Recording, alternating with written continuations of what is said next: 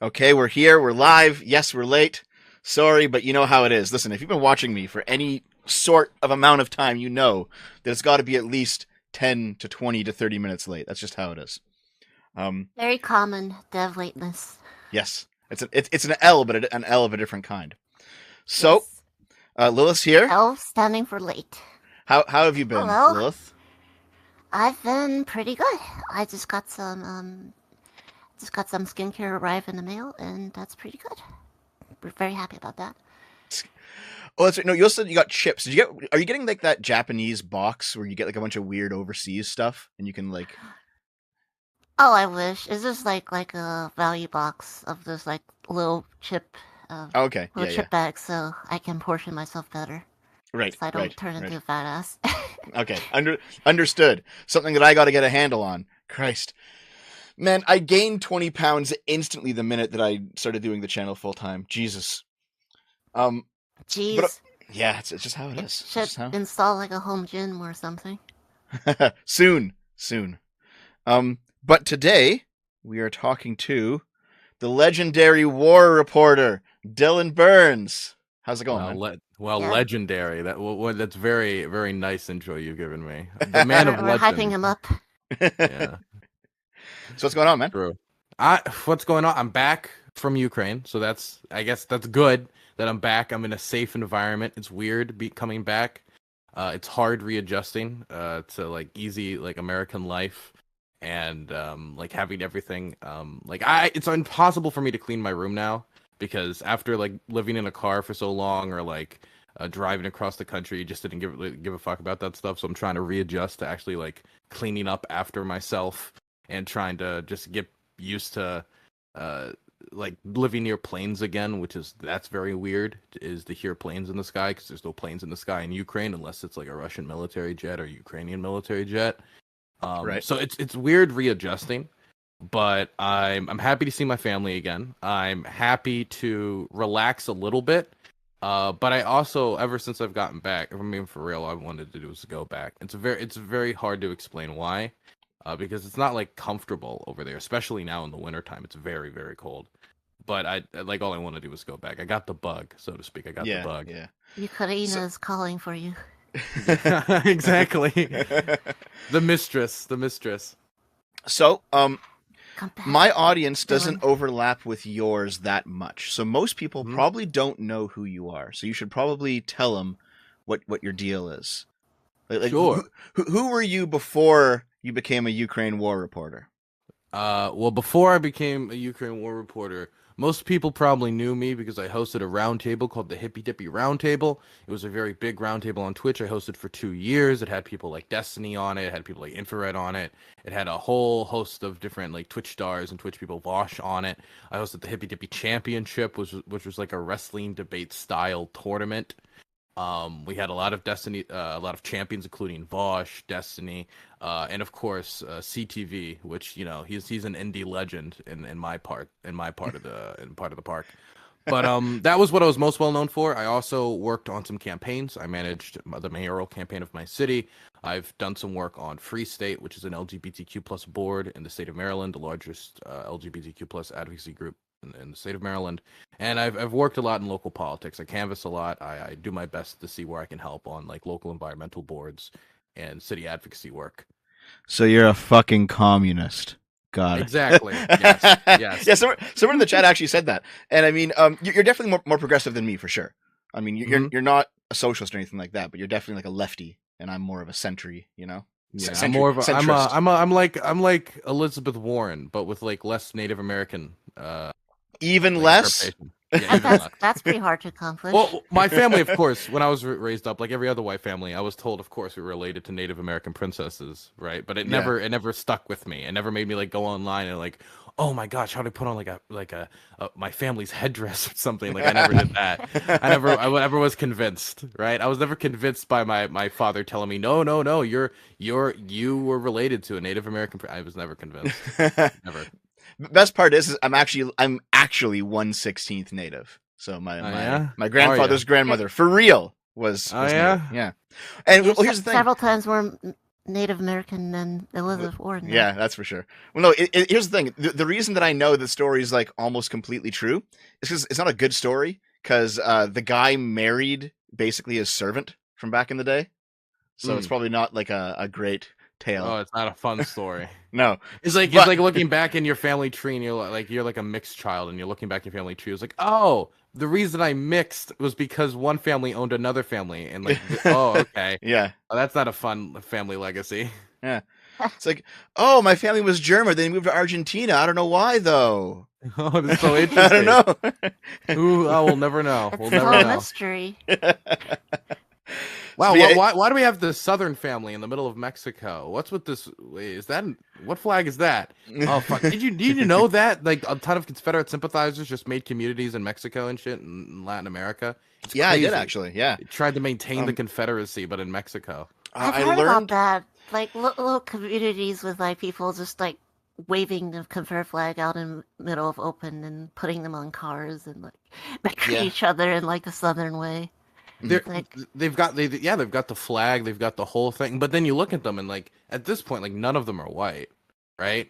So I'm Absolutely just like not, looking, I'm just looking at them, and it's just like to me, it just looks like a bunch of people from like Ecuador or Brazil just waving around a Confederate flag, and I'm just sitting there confused because like their ancestors wouldn't consider them like of the race that is allowed to even fly that flag. It's like that scene. whitest From- modern day white supremacist. It was Nick Fuentes moment. Yes. No, there was a scene in one of Will Smith's movies where he's like wearing a KKK robe, and he like bursts out of it dramatically with his guns out. That's what it is. That's what's going on there. It's perfect. It's perfect. Clayton Bigsby moment. Yes, that In Brazil, there's a Confederate city there. Oh, I heard about that. That's right. Yeah, Val, they've got the Val they've told us got the that last flags week. everywhere. Yeah, Yeah. they've got the flags everywhere. They've like named it Confederateville or something, Mhm. and it is just like the straight up like Confederate everything. They believe it's like the celebration of their culture or something because it was passed down to them by Right. their great grandpappy, the slave owner in McGee. Mhm. Yeah. So last week we had on a woman from Brazil who was telling us about all the protests and the election and what was going on down there, Mhm. and she told us a little bit about that too. So yeah, that sounds familiar. The Do you think they Confederate-run voted city. for Lula or Bolsonaro? Which one do you think they voted for? Oh fuck. Okay. Considering that Oh. Lula also has the 1.5 million communist guerrillas fighting the government on his side and has for about 25 years, I actually don't know. It could go either way. Fuck. Confederate communist guerrillas is Yes, an interesting, absolutely. interesting movement. the great battle. The great battle. Confederate communism is the new age. Look, if there's MAGA communism, we can have Confederate communism. Yes. why yes, not? you can. Yeah. Anything's possible in this brave new world. True. Confederate flag was anti-black, not anti-Latino. There was that one black woman who was flying it. She was like really hot, and she had like a Confederate top and a Confederate thing in her hair, and she was flying a huge Confederate flag. And it's like, what are you doing? I saw another one with like there was like a black guy wearing a MAGA hat and he had a giant Confederate flag dragging behind his shoulder and he was facing against a white anti-Trump protester. Oh yeah, like a And liberal, like with like a pride flag or something, and they're just like looking at each other. Yes. Fuck. I always wonder when I see somebody as like a I remember there was this news story back in the day of this Indian guy, just like he had like a Nazi armband and he was a taxi driver and he'd drive people around and they'd obviously see the Nazi armband and be like, dude, what the fuck? And then he would basically debate them on how Hitler was actually based and he didn't kill anybody. And I look at these people and I'm just like, why did they jump to this conclusion? Who introduced this guy? What was the Nazi recruiter that walked up to like, oh, you see that Indian guy over there? I bet I can get him into our cause. Like, was it like a dare? Like, how did they actually get this guy? It's actually Oh. surprisingly common for some reason. There's like I can especially, explain like, it, India actually. and Southeast Yeah. Asian countries. There's like an entire clothing brand store in India called Hitler, and another one that was like a ice cream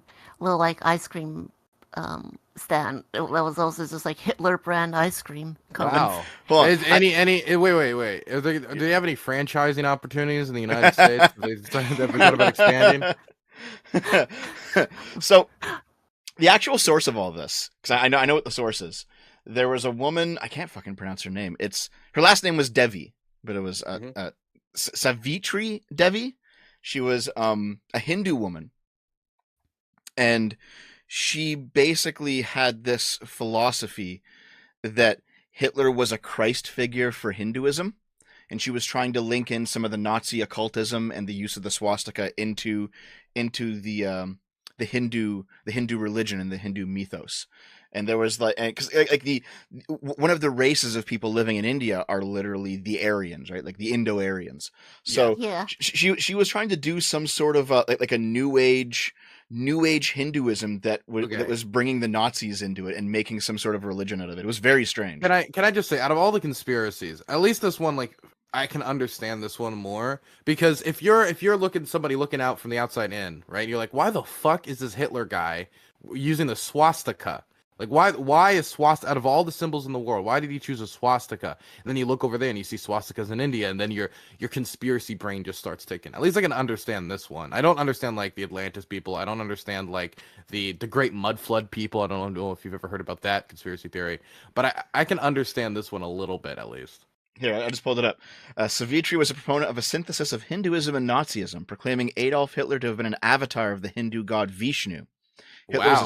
Hitler was a sacrifice for humanity that would lead to the end of the worst world age, the Kali Yuga, which she believed was induced by the Jews, whom she saw as the powers of evil. Wow. My God. My goodness.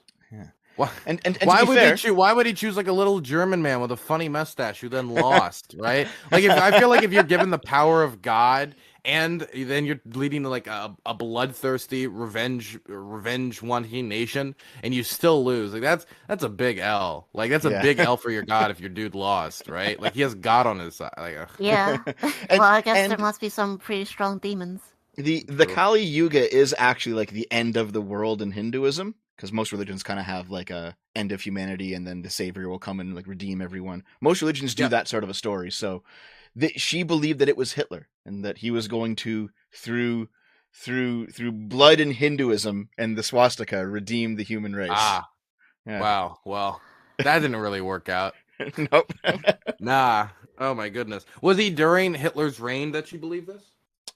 Yes, actually, she was born in Okay, so it wasn't like 1905. 50 years later. He was like, Hitler's gonna bring the end games. Like, Hitler's been dead for 50 years, Grandma. I don't know what you mean. Oh my goodness. Well, she kept up believing it until she died in 82.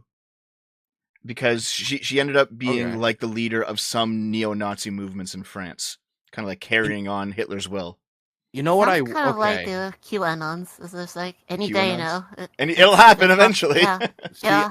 I'm not a Nazi. I'm not a racist. I don't hate the Jews. Okay, give me a round of applause, please. But the thing is, if I was in They're her great, position stunning. before I died, I would have just like booked a one-way ticket to Argentina, just to fuck with people. Just be like, wait, why'd she go to Argentina? Just to let the conspiracies roll. You know? Yeah, it turns out that you know what? Okay, she actually had like the child of Hitler growing inside of her. And then she went to Argentina to ensure that the child would actually grow up safely. That's the lore now. True. He's finished his training program. He's coming back. He's coming back in 2 years. He's gonna come back. He's gonna run for president of the United States. Nice. Okay, so in terms of what you all right. In terms of what you actually do, Dylan. So I've probably when I first saw you, you were hosting a debate between Destiny and an actual Jake, where Jake Yes. got completely fucking dumpstered, and also you kind of seemed embarrassed because Destiny kept interrupting you with cage match. But that was perfect. The cage match idea was brilliant. I love that idea. It was a great idea. And I mean, I was Vince McMahon. I played a little bit into it, but the cage match works exactly as I wanted it to. Yeah, It that perfect. was a really funny video, and That's how every debate should end. It's just Mhm. like, oh, you have a problem with me? Just fight it out in person. It's just like, show hands. yeah, fight out in person. That's So the best way there was to solve the differences. I'm gonna keep things secret, but I'm gonna tell the story that I know. I know a Okay. person who was friends with actual Jake in real life, and there was some sort of bad events that happened between her and their friend group that led to her like basically leaving. It was not a good time, and it's not my story to tell, but she was watching that and she was so happy because it kind of destroyed the trajectory of Jake's career, that debate. Like, No, I don't. I wouldn't. I think say so. that. I I don't think think so. it destroyed Jake's career. I think Jake has and I've always had positive interactions with Jake, So right? humble. I'm I don't destroy any careers. But the thing Dylan's is, taking scalps. I've never taken scalps online at least. So the thing is, I I think Jake is generally where he was about a year ago. So I don't think it destroyed the trajectory of his career, unless you thought he was he was skyrocketing to the top, right? Well, I mean, I think I think when he was his biggest was when he was with that what was it, Bible show or whatever, right? yeah, it was like 10 years ago. Yeah, and yeah, to be fair, yeah, he has kind of been on like a slow decline since then. That's true. Because his show was big back then, and it's not as big now. I have noticed though that like there's been a decline generally of BreadTube, and the decline always seems to coincide when either Destiny dumpsters them in a debate or stops talking to them. Because it happened to Lance, and it happened to Xanderhall, and it happened to Demon Mama, it happened to Vosh. So it just seems to be like Destiny's like the curse of BreadTube. You know? I always thought it had to do more with like election cycles. It had to do more with like who's in power in the United States. When Donald Trump's in power, it's very easy to be the opposition and to show why Donald Trump's ideology is fucking stupid, right? But then when he's no longer in power and you're dealing with the Biden administration, and while I think Biden's doing like, I don't know, like a C plus job, right? He's not perfect, but I think he's done pretty decent on Ukraine. I think he got us out of Afghanistan, even if the withdrawal wasn't perfect. He's decreased drone strikes by his Taiwan position is much better than any other president in recent memory. He's decreased drone strikes by 95%, which is something that I feel like he doesn't get enough credit for. But there's like also problems with the Biden administration, and it's a lot more difficult to stand up and show yourself as the breadtuber to the crowd if people are dissatisfied with Biden, even if you have different beliefs about it. I think a lot of it has to do with like election cycles. Like the left is doing good when they're the opposition, the right's doing good on social media when they're the opposition. Like the right online right now is doing pretty well when it comes to viewership and attention and media. And I think that's because they're the opposition. And I think in 2 years, let's say Biden loses, it'll probably just switch around again. Yeah, I think that's also part of it too. You know, and I know like Lotus Eaters, that's Sargon's news outlet. He's doing pretty well right now. You know, you got like Ben Shapiro's doing his thing. He seems to be doing okay. Crowder's doing okay. Like all these guys, they kind of all have their place in the online ecosphere. You know. Yeah, I gotta say the most difficult thing to ever do online is defend what the mainstream media is saying. It's very difficult, I think, to be the representative of actually, I think they were right about this, actually. I think they were right about Ukraine. It's very difficult because it doesn't get you a lot of attention. It doesn't give you have to, if you're gonna defend what the media is saying about Ukraine, or say that I think the general conception about Ukraine is correct, which is my position, by the way. I think that if you're going to take that position, you have to present the information in such a different way that it's going to be interesting to watch. Because other than that, like people go online to alternative media because they want something alternative than the mainstream, right? Either because they're just a contrarian, or either because they don't like how the mainstream news presents the news, or because they disagree with what mainstream media is saying because the lizard people is what it's really all about. And so it's I think that's been like my biggest frustration online, is I feel like people want some like an entertaining kind of Tom Clancy narrative about foreign affairs and news than they want like just like sometimes a plain boring explanation of what happened. And somebody tell you, no, the sky isn't blue. The sky is red. It's actually 5 million views. Joe Rogan just booked you right now. He just announced. He just tweeted it out. Well, it's like air is bad. Air's bad for you, it turns out. You cannot breathe air. Russell Brand just booked you after. Oh my God, you're getting so many appearances. So good. So, like, I think that's definitely part of it for sure. There is the thought just left my head. It's gone. Wow. Wait, what was the last thing you said, Dylan? I was saying how mainstream, if you take if you basically say the mainstream media position on something is actually the correct position. Right. I remember now. Okay, so part of it is that sometimes things actually are kind of Tom Clancy like that one dude who was having sex with a Chinese spy. It's like sometimes life really is kind of like a story like that. You know, it's like, oh shit, dude. Like you kind of know they had sex. Do we know? I think so. I'm pretty sure that they had sex several times, actually. I remember, like, you're talking about the Californian congressman. If I remember, so. they were close, but I didn't know for sure if they had sex or not. I don't remember. I mean, come on. If they're hanging out after hours and the doors closed, like, what do you think's going on in there? Obviously, they're having reading long, books and in-depth doing discussions about after- policy. yeah. Thank you very much. I'm sure. But like, sometimes you do get like a kind of like a crazy narrative that comes out of these stories, you know. So I think when people see them in reality a few times, they think like every story is that. When most of them actually aren't, you know. Most of them are actually pretty normal. You know, but the thing Sometimes is, I feel the like government is up to some fairly shady shit, like MK Ultra, and They're MK altering you. That's what's going on. the thing is, I think a lot of times the conspiracies, there are conspiracies or there are crazy shit that's true, but like that's still not. They don't want that crazy shit. They want it to be true about somebody else. You know, they want the crazy shit to be true about Zelensky. They don't want it to be true about somebody they might see more as their darling. See it like Vladimir Putin. A great example is I don't know if you know who Scott Ritter is, right? No, I don't know. But there's a million accusations about a million different politicians being pedophiles. And Scott Ritter is a former UN weapons inspector that basically takes the pro-Russian position on everything. He says that I heard modern about Ukraine him. is basically a pro-Nazi state. Yes, It's like he got basically convicted. modern. Yeah. The thing Yes. is, he's a convicted pedophile.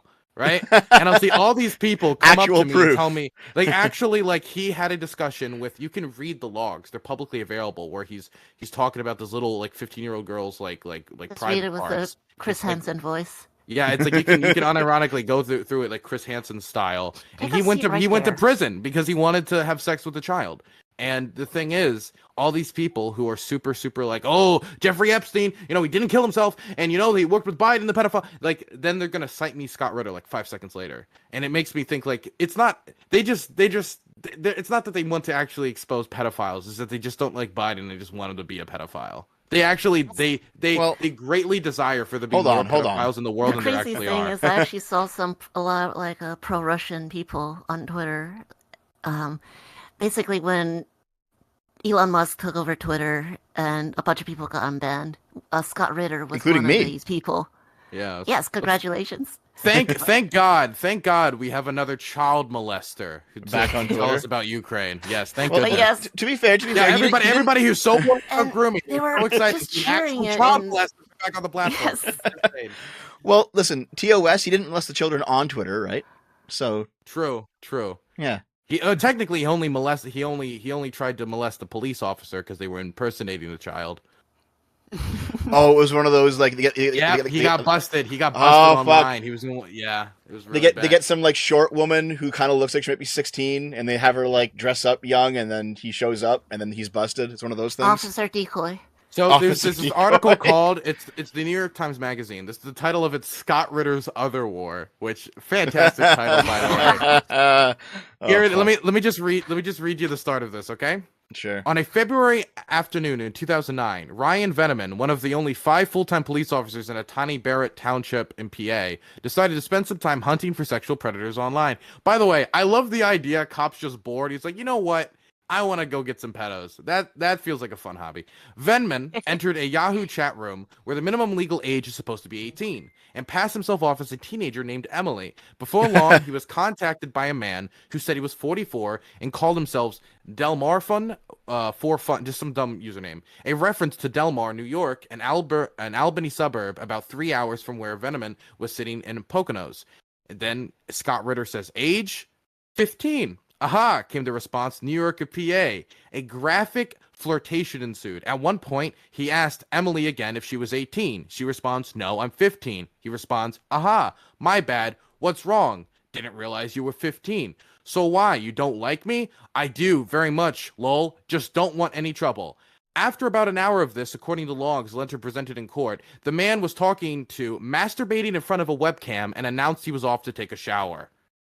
And then and then the person exposed that he was an undercover police officer. Like, you can go online and publicly read these things, but it seems like everybody who's so eager to call like Biden and all these other elites of pedophiles are super like comfortable citing an actual convicted pedophile. He's on a sex offender registry too. Yeah, he's a registered sex offender. Absolutely. Details unlawful contact with minor. Yep. Yeah. Fuck. Man, that's wild. Dude, I couldn't imagine ever showing my face publicly again if an article about like this ever was out there about me. Like I would throw myself in front of a train. I'd throw myself in front of a train. Well, in terms of like people's seeking out, these kind of alternative, more fantastical stories, it also isn't just the right, because the left did it in 2016. They were talking about the piss dossier and how Trump hired a bunch of hookers to like pee on Obama's bed in Russia, like insane fucking stories. There's no way that's true, Yeah, I don't believe that for a second. I don't believe that either.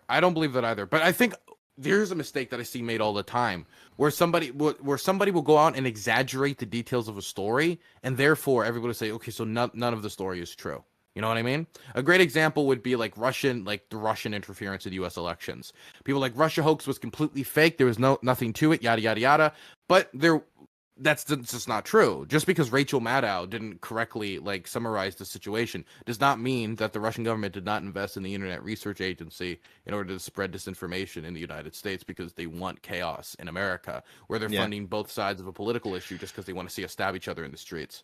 So there is one thing that I noticed when looking into the 2016 Russian collusion thing. You can even see like in 2018, you can see clips of Hillary Clinton on CNN saying that Trump is an illegitimate president. He never really won, and like just deranged shit. The same stuff that we kind of criticize rightoids for, right? They're doing it now. It's like, well, Jesus Christ, you were doing it back then. But at the same time, the Russians did try. They didn't like stuff ballot boxes or anything like that, but they did have.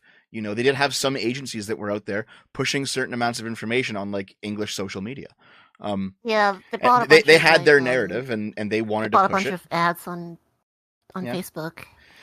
There was that one like they did a bunch of spots and stuff, but they never really just like, oh, the Russians hacked the election, or it's just what? Yeah.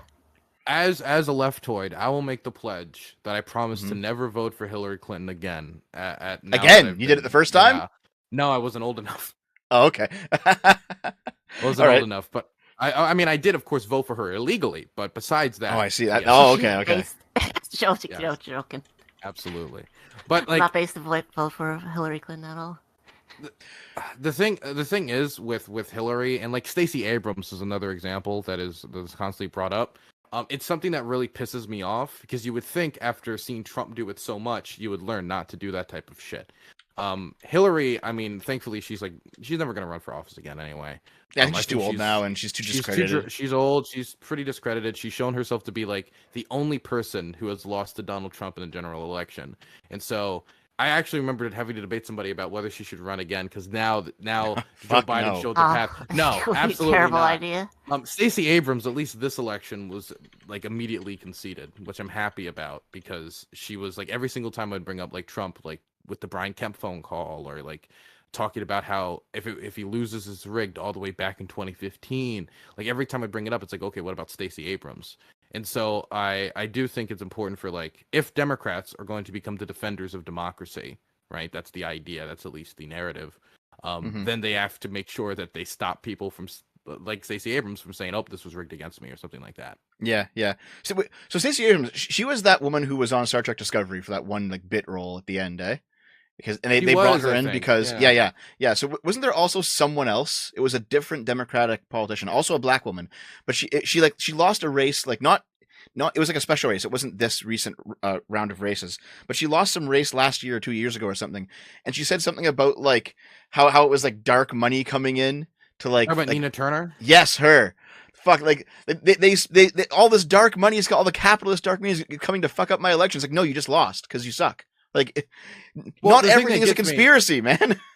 The thing is with the Nina Turner race is it is true. There's like a shade of truth to the fact that like during the end of the race, a ton of money just like funneled into her political opponent from like a bunch of people who didn't want to see Nina Turner elected, right? But what is often left out is Nina Turner actually spent more money on the campaign than her opponent. So it's if they spent more money, I feel like that it's kind of hard to argue that, oh, it was our opponent's resources that led to our loss. It feels like there must have been other roles that played into it outside of like you were just like a poor humble soul with not two dimes to rub against each other. Yeah. Also, the way I watched that speech, it's old now. I don't remember, but I watched that speech and she said dark money several times in that speech, and I was like, Jesus Christ, you are like a hair away from bringing up the Jewish question here. You got to be careful. Because fuck. Well, I think actually a lot of it had to do with AIPAC specifically. Like she even because AIPAC I believe did give to her political opponent, and I think there was definitely some resentment towards AIPAC. There's a lot of progressive resentment towards AIPAC. What exactly is APEC? I'm not American, so I don't know what's going on here. The AIPAC is the American Israel. It's basically an Israeli political lobby that operates in the United States, and if I'm being very blunt, they'll support candidates that are very favorable towards the Israeli state. Right, and that's bipartisan, right? Left or right doesn't matter as long as they're pro-Israel. It seems to be the case, yeah, and they'll support people against candidates who they think are not pro-Israel enough. Right. Okay. No, I understand. Dylan, we're getting pretty close to the Jewish question ourselves here. I'm acknowledging. I believe the Taiwanese should have a political lobby. I believe the Ukrainians should have a political lobby. I don't know what you're talking about. Let's move on. Okay, so to wind all the way back, you did Hippy Dippy. You were doing your roundtable stuff on Twitch, and I know, I kind of know that you at one point you decided to stop doing that because you wanted to do something else, and there was a narrative around you at the times like you were destroying your career because you didn't feel fulfilled by Hippy Dippy. Is that what was going on? I was talking about online about how I really didn't know what I was going to be. So at this point, I kind of decided that I was going to go to Ukraine, and I was already in Poland, and I was still trying to host Hippy Dippy while there. But I was getting to the conclusion that while I'm interviewing people, right, and I show them oh, you want to know where you can find me? You can find me on my channel, and then I bring up my channel, and the first video they see is me debating somebody on the morality around rape. Right, and I'm just sitting there and I'm looking at this and I'm looking at them and I'm like, "Fuck." What is your take on this, buddy? What's your view? Yeah, it's and the thing is, I don't think if anybody sat down and listened to the totality of these things, that they would come out saying, "Oh, Dylan's disgusting. I don't want to be interviewed by him." But I do think that if you just see that title and you see that thumbnail and you see that shit, first that type of impressions is stuff. everything Yeah, first for a lot of impressions is people. everything. Definitely from trying to interview soldiers and government officials and aid workers who want to be professional and have to be professional in order for them to be able to continue to do the work they do. And so I was very fearful that my associations online or the type of conversations that I've been engaging in online would impact my ability to do the work that I was very passionate about, which was going to Ukraine, going to Poland, and interviewing people and talking to people. And so I had this kind of moment of realization that fuck, if I really wanted to play this seriously, I gotta seriously change up who I interact with, how I interact with the people I interact with.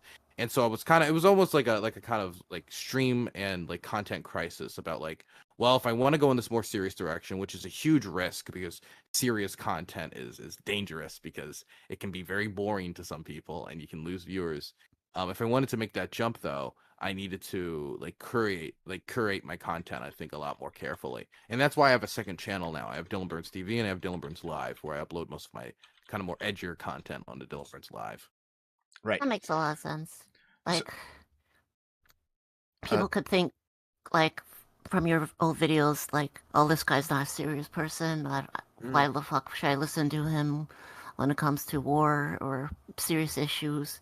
And there are also people who just like your older content, where you can kind of get heated with people, which is actually how I discovered you back when you debated Haas in person, and it's just I still like these debates. I'm gonna be debating.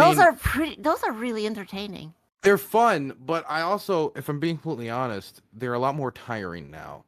When I talked to somebody before about Ukraine and to debate these things, I was always very heavily invested in it. But now it's when I hear somebody tell me I remember Yankee Tanky when I debated him last time, and I'm gonna be debating him shortly after this stream. He was literally talking about my friends in Ukraine and how their fathers deserve to die when they were blown up and killed by shit, and talking about how they're just dirty Nazis and they all deserve all the crimes and shit like that. And before, it was easier for me to just sit back and just be look, this guy's discrediting himself. This is the easiest W forever. But now, I get genuinely angry, right? Mm-hmm. And that's a side to myself when it comes to these debates that I've never really felt before, where I'm getting genuinely angry because of the things somebody's saying. And I think that's just after meeting so many people and having so many now I have decently close ties to the country, and I want to go back and I want to film more. I'm a lot more invested. I remember This actually was streamed, but I don't think there's a VOD that exists of it because the connection was so bad. But I went to like a Biden's rally in Maryland. It was like the day before the midterms, right? Because I'm involved in like Democratic Party politics. And while there were like these anti-Ukraine protesters. And what they did is, in order to cause as much disturbance as possible, Were they protesting from the left or from the right? It's impossible to tell. They were just yelling Okay. at.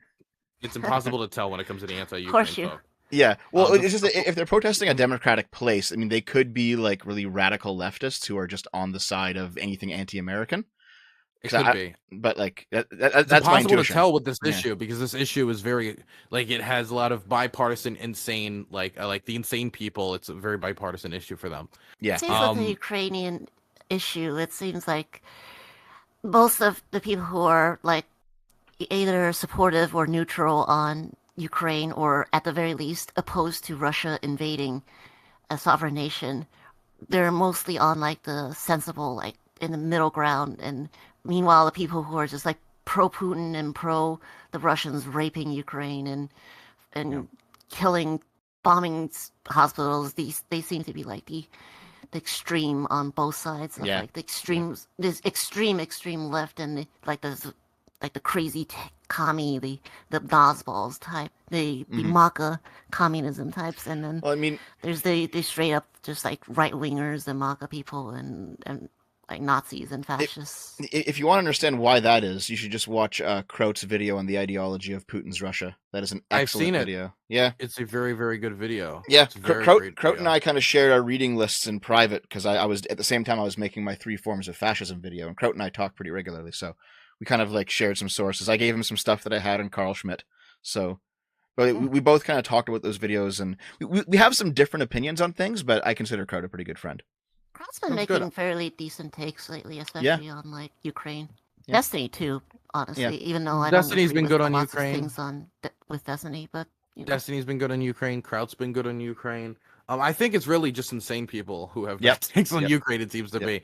It seems to always be like the complete fringes of society. But I was in the middle of that. Yeah, go ahead. And like what they would do is they would like one would start yelling, and then they'd get like shoot out, and then the next person would start yelling, and so they would like do that to cause as much of a disruptance as possible. And like I was getting very annoyed because I was trying to stream the event. I wanted to ignore it. But like after the third, I think it was the 4th person. Like, and it was like right next to me. I like flipped the fuck out. Like I was yelling in his face, like very aggressively yelling. And like after, and like he was kicked out. I was even asked to leave because of how much I flipped out on him. And like don't give him his coats. The coats. Yeah, it was exactly. And so I leave. And like I'm driving home with my friend after, and I'm just kind of thinking to myself, why the fuck did I flip out so much? I didn't like hit anybody. I wasn't like threatening anybody, but like I was really fucking angry, and I realized that like I think the war had like a bigger impact on me emotionally than I had at first thought. This was after you had been there, right? Right, because you know the people that are on the ground. That these people are just these people who probably never been to Ukraine and never set foot anywhere close to it. It's just like. Just calling them Nazis. It's the American way, man. Known them. It's the American way. Like... Amen. Yeah, I think a lot of it had to do with that. Like they were no longer like talking about just like a cause I cared about. They were now talking about my friends, like my close friends who I drank with, who I had hanged out with, I had smoked with, I had like, you know, traveled. They're not just people on the news. Yeah, they relied on me to like apply a tourniquet if they got hurt, and I relied on them to apply a tourniquet to me and help me if I got hurt. And so, like, to me, like, I put a lot of trust in these people, and these people put a lot of trust in me, not only by letting me film with them and talk to them and go into very dangerous situations with them, but also because, like, we have to rely on each other to get by. And so, for me, I just realized, like, I think at that moment, like, exactly how much it had an impact on me. And that's why, like, it's much harder for me to have these debates now, because I basically have to, like, turn off my, like, a bit, like, my, almost like my emotions while having these conversations now. Mm-hmm. I guess to go back a bit. So you're in Poland. You're thinking of doing something else because you want to do something more serious than just the hippy dippy. And I think I might have seen a Destiny conversation with you, or he was talking about you or something, and he was saying maybe this is not a good idea because hippy dippy brings in a lot of money and it's kind of what you're known for. I know that the I had to talk with Dan. Dan, you know Dan? Dan. I kind of know Dan. Yeah. Dan can't stream. Yeah. Yeah, and he was very much like, Dylan, you are a drama streamer. You've got a good thing going here. You don't want to like sacrifice this for whatever you're doing. It's most likely not going to succeed. Like, I'm not saying it's impossible, but odds are you're going to fail. Yada yada yada. And he was he was very much selling that. Since then, he's actually reached out to me and said, I think like you're making a good attempt at it, like something along those lines, like something more like nice and positive. Like, hey, like I didn't actually think you're gonna go through with it. Like, good job. Yeah. Well, to But, be fair, like Made most more than a people, good attempt at it. You've yeah, like you- basically made like documentary style like war interviews and yeah. And an hour in, we're finally getting to that. Well, here's the thing though, because that's like Dan is technically correct in that most people who have a dream don't achieve them, right? It's like this, the odds are against you for anything, you know. Absolutely. But still though, when you make it, you make it. It's always nice to see. I guess why Ukraine war reporting specifically? Why when you were sitting there and you were thinking, what should I do that is not the hippy dippy? Why did you choose this route specifically? When you said this route, like, why did I decide to go to Ukraine? Yes. So the war was progressing at the start of it, and I was still in Maryland at the time, and in my apartment, and I was living on my own. I didn't have a lot of things really keeping me down, like attached down. This is except for like college, and so as the war progressed, what I realized is I was actually making a tremendous amount of money streaming about the war. I don't know if you remember the early days of the war and what like streaming on Twitch or YouTube was like, but everybody was just like watching like the live 24 camera in like Kiev, just like waiting for like an explosion to happen, waiting for like tanks to just march into the capital, for something to happen. Like Stardust was doing it, like Actual Jake, Vosh, like Destiny, like everybody was doing it because it was like a big historical moment. And everybody thought Ukraine would kind of fall quickly. Then Ukraine didn't fall quickly, and I continued to stream about it. And as everybody else like stopped streaming about it slowly because it was no longer bringing in the viewership, I continued doing it. And during those early stages, I made a significant chunk of change. Like for me, it was like $10,000 or something, right? Which for me, that's a lot of money. It might not be like a lot of money for like a lot of bigger content creators, but I'm 21, so it was like a lot of money, right? And so I decided, like, it feels pretty weird to sit here and be like, thank you, Ebony420, Blaze It, for the $100. Let's watch this another person's life end quickly. And then we go to the next clip of, like, watching a tank explode, right? It felt weird. And I felt if people were trusting me with so much money to do good coverage, maybe because I was, like, more, like, concentrated on it and I was, like, doing research off stream and I was doing good enough coverage and that's why I was getting donations, that I feel like I can continue to improve it. And I think for me, like the most obvious path was like, well, if I want to cover the war better, I should probably be there. And I decided that, I cared about this enough, even though I knew that it wasn't going to make me a lot of money. And it definitely ended up being like a sunk cost thing for me. Like I lost a decent amount of money on this. I cared about it enough and I was invested enough in this, like what I believe is like the front line for the struggle of democracy worldwide. I believed in it enough that I was willing to go there myself and film and try to help in any way I could with aid if given the opportunity. Right. So, to your credit, most people who were just sitting there and taking the super chats wouldn't have thought to do that, And like I'm not going to say any names because that's just rude, but most people who were doing the same thing that you were doing, which is just watching the clips and watching the streams and taking the money, they're now just watching clips and streams and taking money for the next news cycle. But you decided to go, so that does it. When Dan was saying you are statistically not likely to make it, one of the things that separates someone who makes it and someone who doesn't is actually going out and doing it. Yeah, you said I don't care. I want to do the thing that I want to do. Yes. Yeah. Like I'm gonna go to the ground, and talk to and interview the people there, and maybe do some aid work, and which you did. Yeah. I guess for a lot of people, the it's kind of hard to imagine going to a war zone. It's because, like, how do you get into a war zone? How do you prep to go to a war zone? Who do you get in contact with? How do you build contacts on the ground? And this was stuff I worked decently hard building up, leading up to my trip. was not only trying to figure out exactly like what type of stuff I needed to bring with me, what type of stuff I needed to get while I was there, who did I need to know, but unironically, 95% of it was just meeting people. 95% of the work for me was meeting people, getting good contacts, and those contacts then giving me opportunities. Unironically, it was I went to the front line exceptionally fast. I never even thought I was going to go to the front line, but it was because of contacts I met in Lviv, like aid workers and reporters, that once the opportunity showed itself, like I instantly took it. And I didn't even. And the thing is, that trip wasn't even supposed to be to the front line, but when we got there, the soldiers offered it, and of course, we took the opportunity. A lot of it's being in the right place at the right time and just like making the connections. That's why I'm kind of excited to go back, because now that I've been there and I've kind of like learned the hard way, had like that kind of like test of figuring out how camera work is done, figuring out how to meet these people and how to like interact with local customs. Going back next time, I think I'm going to be able to do better work as long as I can line up some good interviews. Right. So did you have to find a fixer of sorts when you're? Oh yeah. I have what's a fixers. fixer? What is that? What's a fixer? A fixer is somebody who gets you something, right? That's generally what a fixer is supposed to be. In prison, there's fixers. Everywhere, there's fixers. Oh, In so a grips on war a film studio kind of thing. kind Well, of. like I'm a film guy, Warzone- okay? I'm a film guy. That's okay. But you've at least watched like Vice documentaries, right, Dev? Yeah, I've watched. I've seen some Vice stuff. I've seen like Project Veritas. I kind of watch all over the spectrum. So I see what people do when they're like doing undercover stuff, doing reporting, doing all this stuff. You know.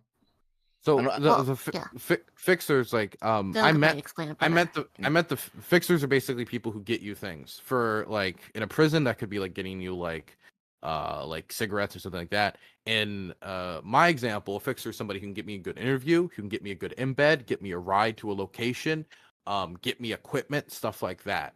I was able to basically find organizations that'll get me equipment. That was the easy part. The hard part was these opportunities, just like showing their heads and finding people who can get me to these locations.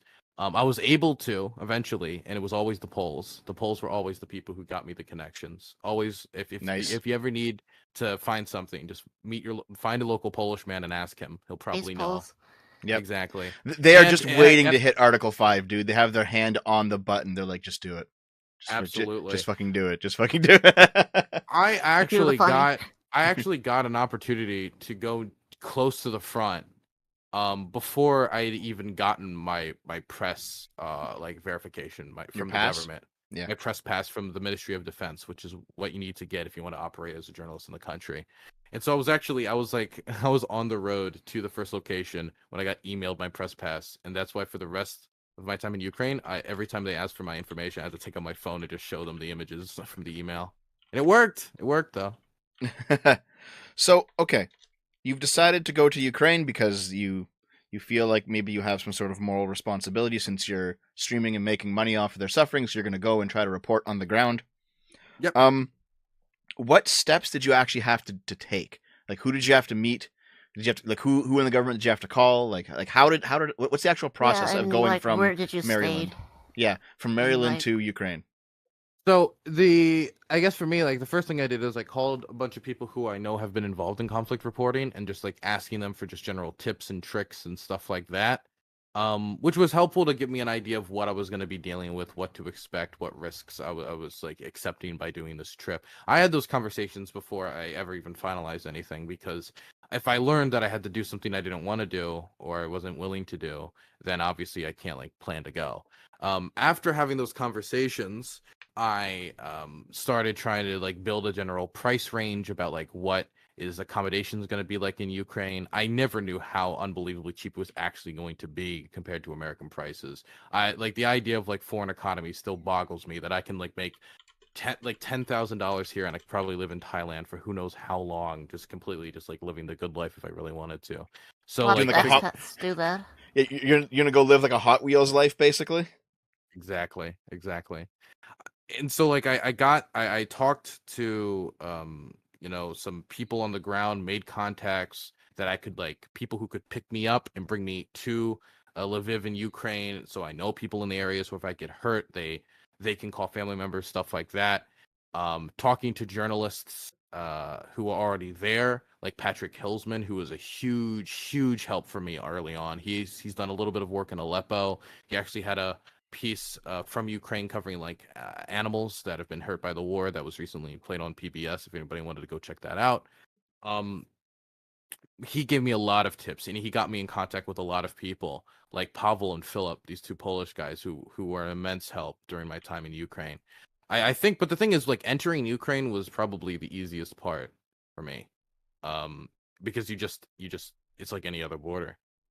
I mean, obviously they have tight security, but I just went in. I said, I'm here to do journalism, and they're like, do you have your press pass yet? Nope. Okay, have a nice day. It was really just that. They didn't even check my stuff. They didn't even look through my bags. They just let me through. Jesus. They didn't even ask, "Are you Russian spy?" I actually straight up,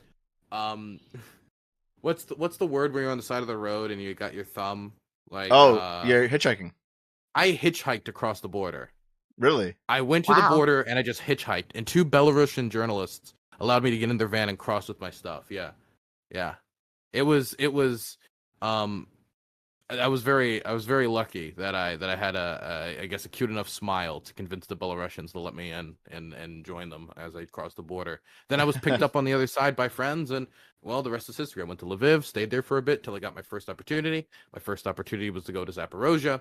I got my press pass right in time as I was headed towards the city gates, and then I was able to do the work that I did there, and I ended up filming on the front line, which was not at all the original plan when I went into the country, but I got the opportunity and I took it.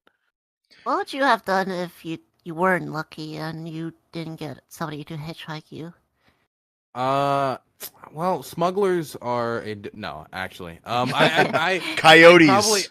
I would have. I don't think there's any scenario in my mind where I didn't end up going into Ukraine. Like, I would have found some way to get into the country, whether I would have to become an aid worker to do it, or if I had to find out like I had to buy a $300-$400 car to drive across the border. Which that's actually what a few of my friends actually had to do. We drove around in the Skoda so much in Ukraine. The Skoda with the suspensions completely destroyed, $200 car. We traveled in that for most of the time across the whole country. It didn't have air conditioning. It was atrocious, but that was our home in that little Skoda. So I think I would have found some way to get into the country because I was very, very determined to do it. That's why I felt comfortable hitchhiking on the border of a foreign country where I didn't speak the language. Right. We're actually just out of curiosity, have you learned the language now? Добрый день. Як ты? I guess so. a little bit. I learned enough to function on the most basic of levels, but I need to learn more. Mm-hmm. So right now, when you have to interview Ukrainians, you would obviously prefer like Ukrainians. Oh yeah, I have to. English. I still have to rely on a translator. I can just do the most basic of like yes and no questions. It's like how I can engage. Right. So I have to ask the $10,000 question here. Okay. What's the $10,000 question? Is this all, in fact, not just a ploy for you to find a based Eastern European trad wife? Ah, God. After being in the country long enough, God, please no. No, not your kind of women. Look, the Ukrainian women are lovely. Okay, they're fantastic. Just like every woman is a special snowflake dropped upon Earth by God. Right? I see. But the thing is, when I was at checkpoints throughout the country, the men barely ever gave us a problem. Okay, they would look at us, and we had to go. There were so many checkpoints we had to go through in that country where they searched us and they looked at our documents. But every time it was a woman soldier, it would be an hour-and-a-half ordeal, and I don't know why. But every single time it was a woman soldier, it would be an hour-and-a-half ordeal. I have suspicions. This is my running theory. It's either A, sexism was correct and I was wrong all this time, and women really should not be in the workforce, which I think is I'm going to say is the least likely scenario. Or B, I think that in the recent, obviously 8 to 9 months, a lot of women have joined the military because they're looking for everybody they can to fight the war and like staff like checkpoints inside the country. And so a lot of them are new and are just trying to make sure they abide by every regulation so they don't fuck up. Where a lot of the men are like more used to this. Or I think a lot of the men are also generally don't have more expectations. chill, and women are generally more thorough and more by the books than the men are. Yes. Is this the Red Pill podcast? Is this That's what it is. Yeah, I believe. When we put the gun in the hand of the woman, the gun's like bone structure. Is not for the feminine finger. The feminine finger is not there to pull a trigger. The there to best clean part. Yeah. The best part about that what is with like red pills. Why is it all back now? Got turned Why is into it back? Andrew Tate. Yeah, Andrew. It's like, the best part women is like can't cheat. It's disgusting. But when men cheat, it's okay. It's not as bad. But when women cheat, it's disgusting. I've never considered that. That's a great point. The trans red pill intersection is probably something I haven't seen before on the internet. Where we need to start the first trans red pill podcast. We're gonna broadcast this to a new audience. But you see, this behavior is fem-brained, all right? Fembrain, yeah. And that behavior is AGP. Oh God, bringing out the fucking trans deep lore, eh? Jesus. It's also it is weird while you're in the in Ukraine though, because like communicating with people of like the other sex or like anybody that you might be attracted to, because I'm a bisexual guy, so I'm attracted to many people. There were many attractive soldiers in that country. The thing is about war zones, and this is true, and CNN will never tell you this, is everyone's horny, but nobody will ever engage ever. Really? Everyone. Why? Yeah. I think it's because like when you don't have a lot of good opportunities, in a war zone to like do anything like that. So I feel like everybody's kind of like not have their itch scratched, and that's combined with the fact that war zones, are very like high intensity environments, and the type of emotions that get out of you are like kind of all over the place sometimes. And so I think like when you're kind of like always kind of hyped up and like excitable, under those conditions, like that can also have an impact. I'm not saying that you get struck by artillery and then you're like, oh boy, but I'm saying that like I think that when you're running around all day and super excitable and you haven't done anything in like 8 to 9 months, like people, soldiers, and just people who haven't had that type of itch scratch can get very into it. I know a lot of aid workers, a lot of people in the country that were unbelievably horny but never did anything. Right. The possibility that you could possibly get struck by a stray bullet or a bomb at any point. That is also a motivator. While you're banging, just get blown up.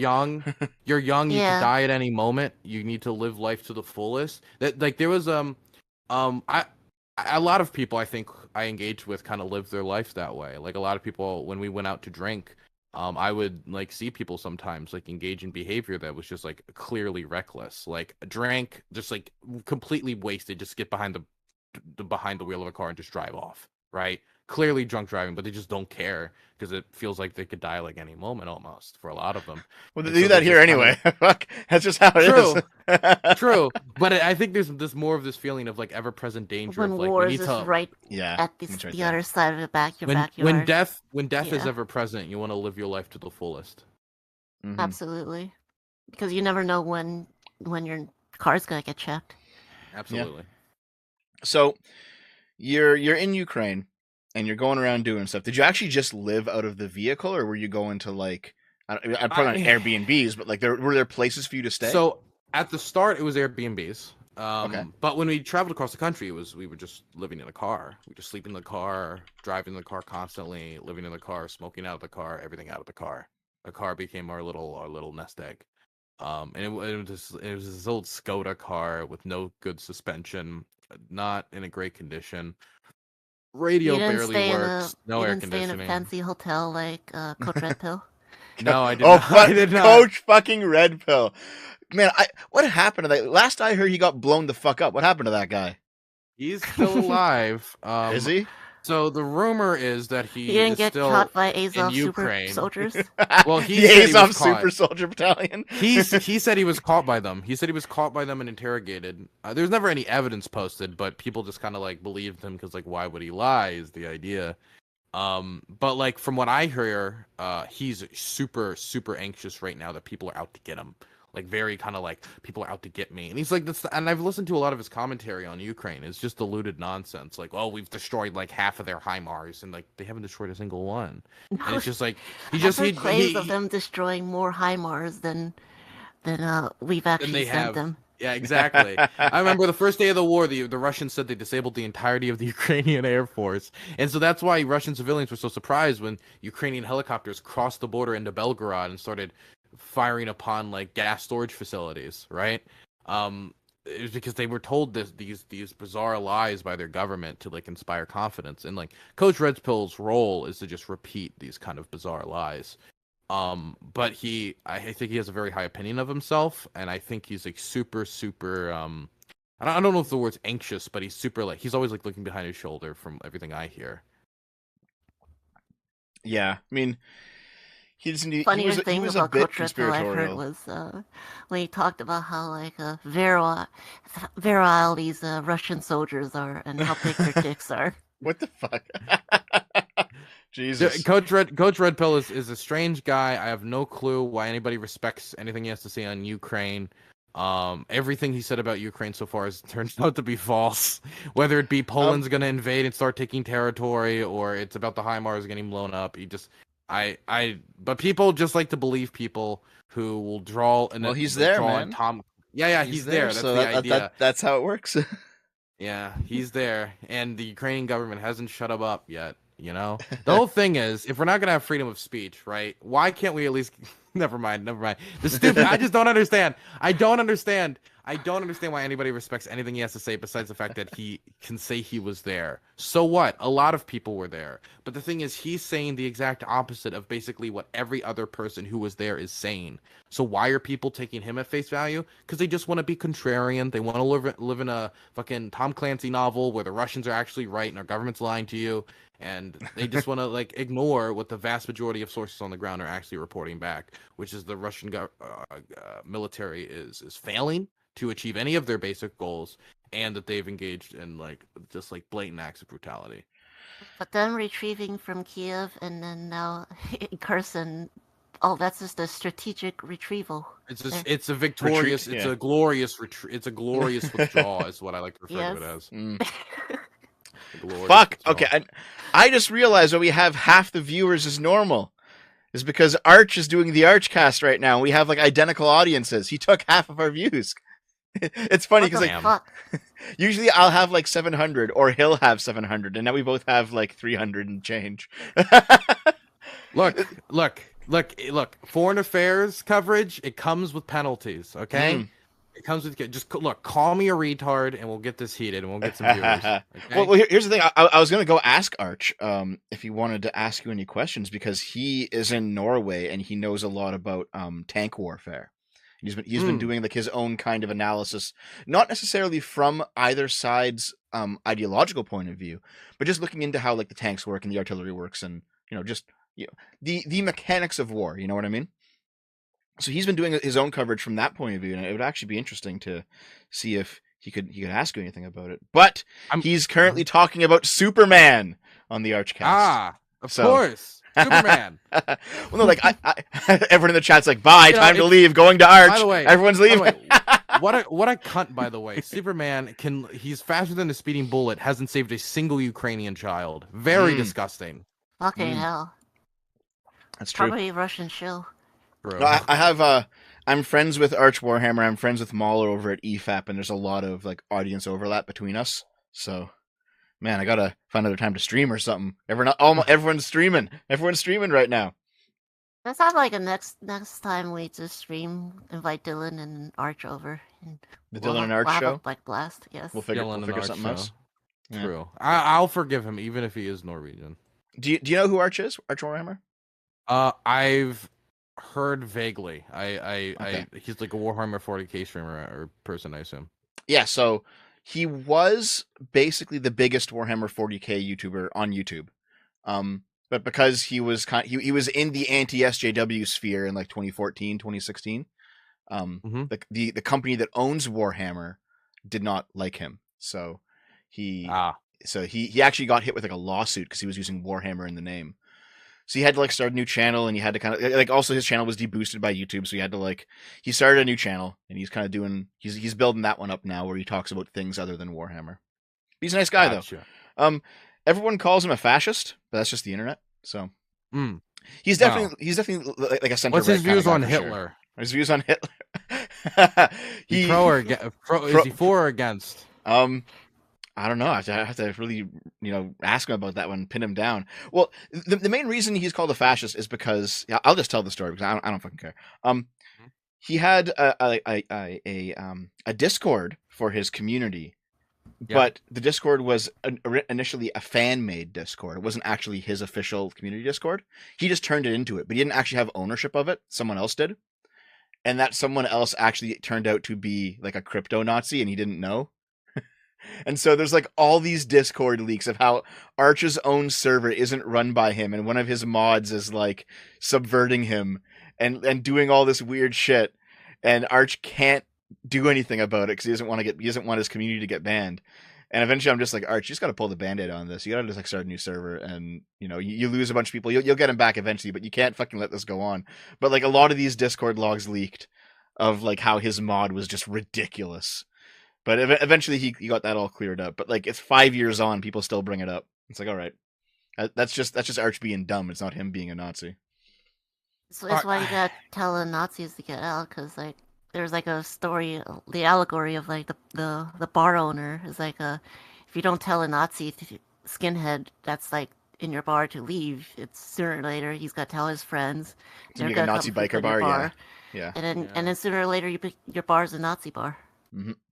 Yeah, I mean, you gotta be careful with the type of people you really do allow in your community. I'm trying to be I'm drawing a line in the sand a lot more than I used to. I used to just be like, look, I gotta get anybody I can in my community. I just gotta get viewers. But I'm very much more like, honestly, my hard rule is just don't frustrate me too much is my rule. And so that's why I mostly ban conspiracy theorists.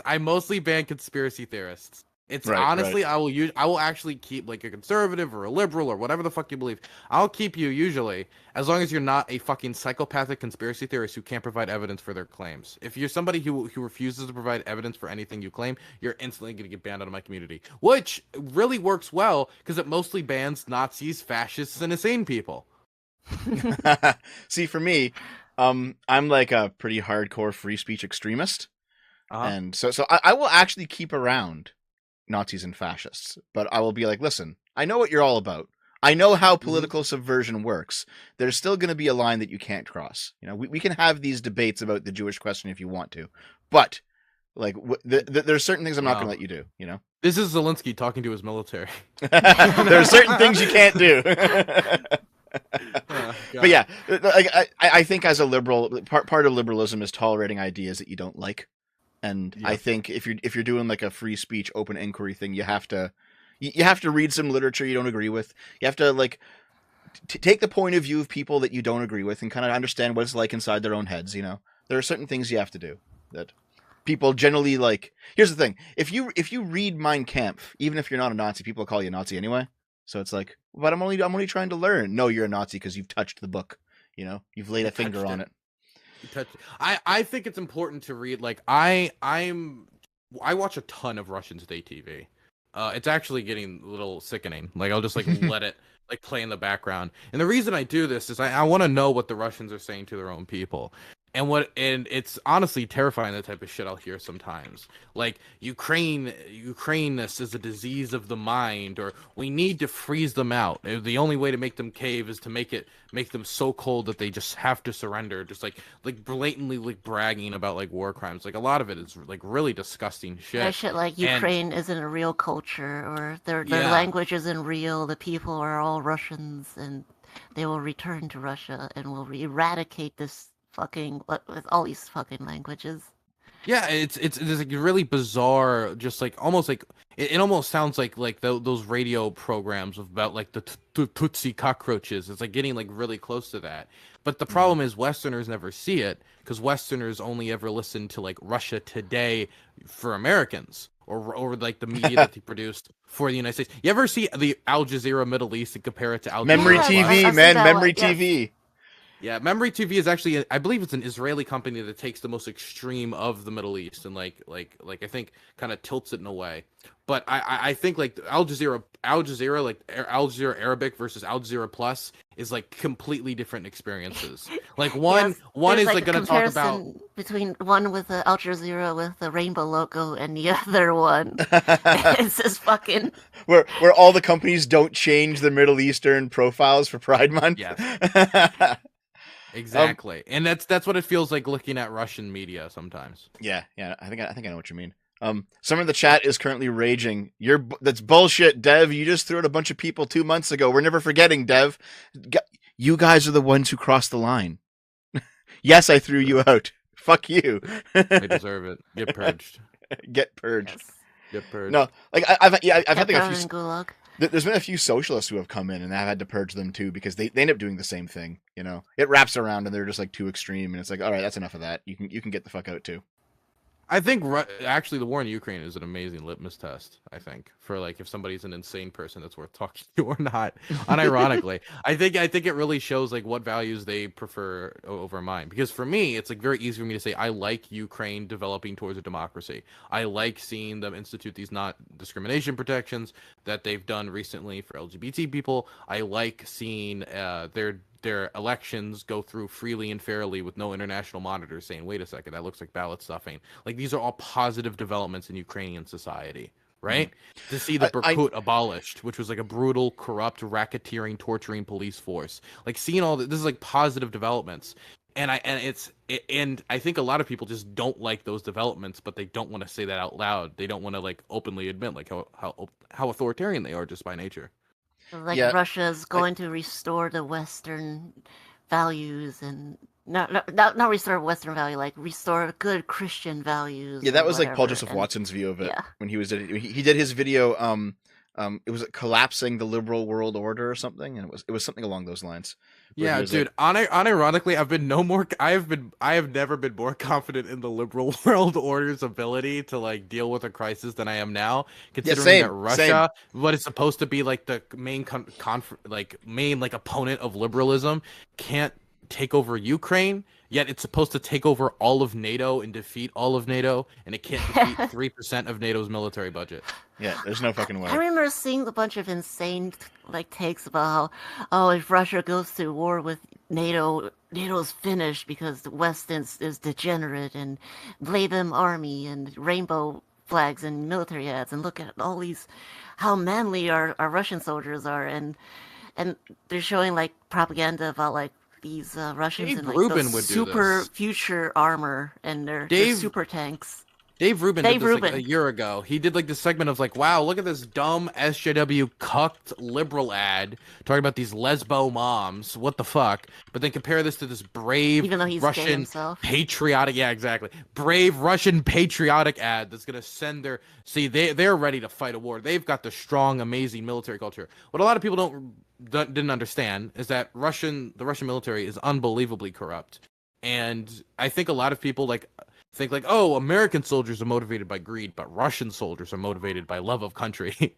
And it's like this like cartoonish view of like the Russian people, where a lot of those people are in the military because they have no other career path and they're insanely poor, or you know they are selling winter uniforms and guns out of the back of their fucking trucks and ammo depots, and they weren't really prepared for an invasion.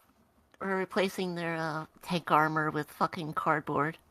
Oh, fuck, exactly. Yeah. Arch showed us that we did that Ukraine stream a month ago with Arch, and he was showing us like the inner workings of their tanks, and they have fucking cardboard where the armor should be.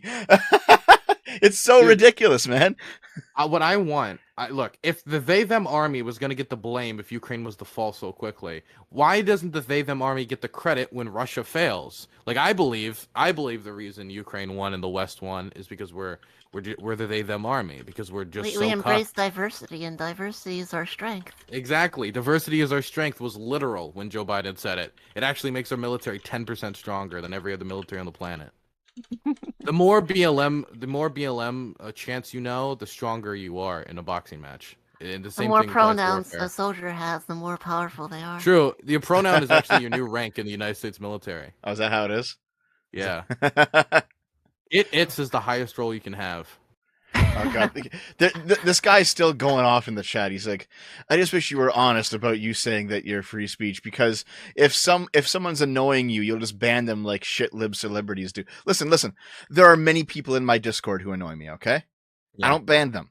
All right, I'll ban annoying people. Yeah, I will ban you if you yeah, annoy me too much. because I'll be I'm not a clear. shit lib. Dylan is a shit lib. I'm not. I am all a right. shit lib. I am a shit lib. I will not ban people who annoy me. I will not ban people who disagree with me. I got emailed by Discord, and they said, "Listen, there are people who are organizing raids against other servers in like the bowels of your server. You need to fucking stop this, or we're going to delete your community." And I was like, "I guess I got to go down there and stop this then." So I went down to all. Funny. I went down to like the channels that I very rarely visit, and I'm like, "All right, you guys gotta chill the fuck out." And then they all just told me to fuck off, so I banned them. And I'm like, "Listen, all right, I like free speech, but you're not gonna get my server deleted, okay? There's a line here, and the line is I'd like to remain on the internet." Okay. I've been told by the people who really don't like me that I have a very toxic community. I don't believe that's the case. My community has a lot of really like older people, like people in their 40s and 50s, like a lot of older people who are more kind of like less engaging with like online internet culture, especially because of my Ukraine coverage. Mm-hmm. I think my community is generally pretty chill. But if you're like pro Russia and like they see you, it's literally just kill yourself. Jesus. Here's your address. Like they hate your IP address. Yeah, they despise you. They turn it out of they like turn from like like somebody like doing like a civil rights protest to like Hayatir al-Sham like in an instant if you like decide that you're like you're pro Russia in any way, or they smell it. Which isn't that crazy because I have a ton of Ukrainians in my community now. A ton of them. And so like for them it's very much like you want me annihilated, fuck you. Go back to the other side of the river. So yeah, let me see if I can steel man the opposition a bit, at least the reasonable opposition, because I'm not really like I am a lukewarm supporter of Ukraine. I think it's because I'm so far away from it and it's not really my wheelhouse.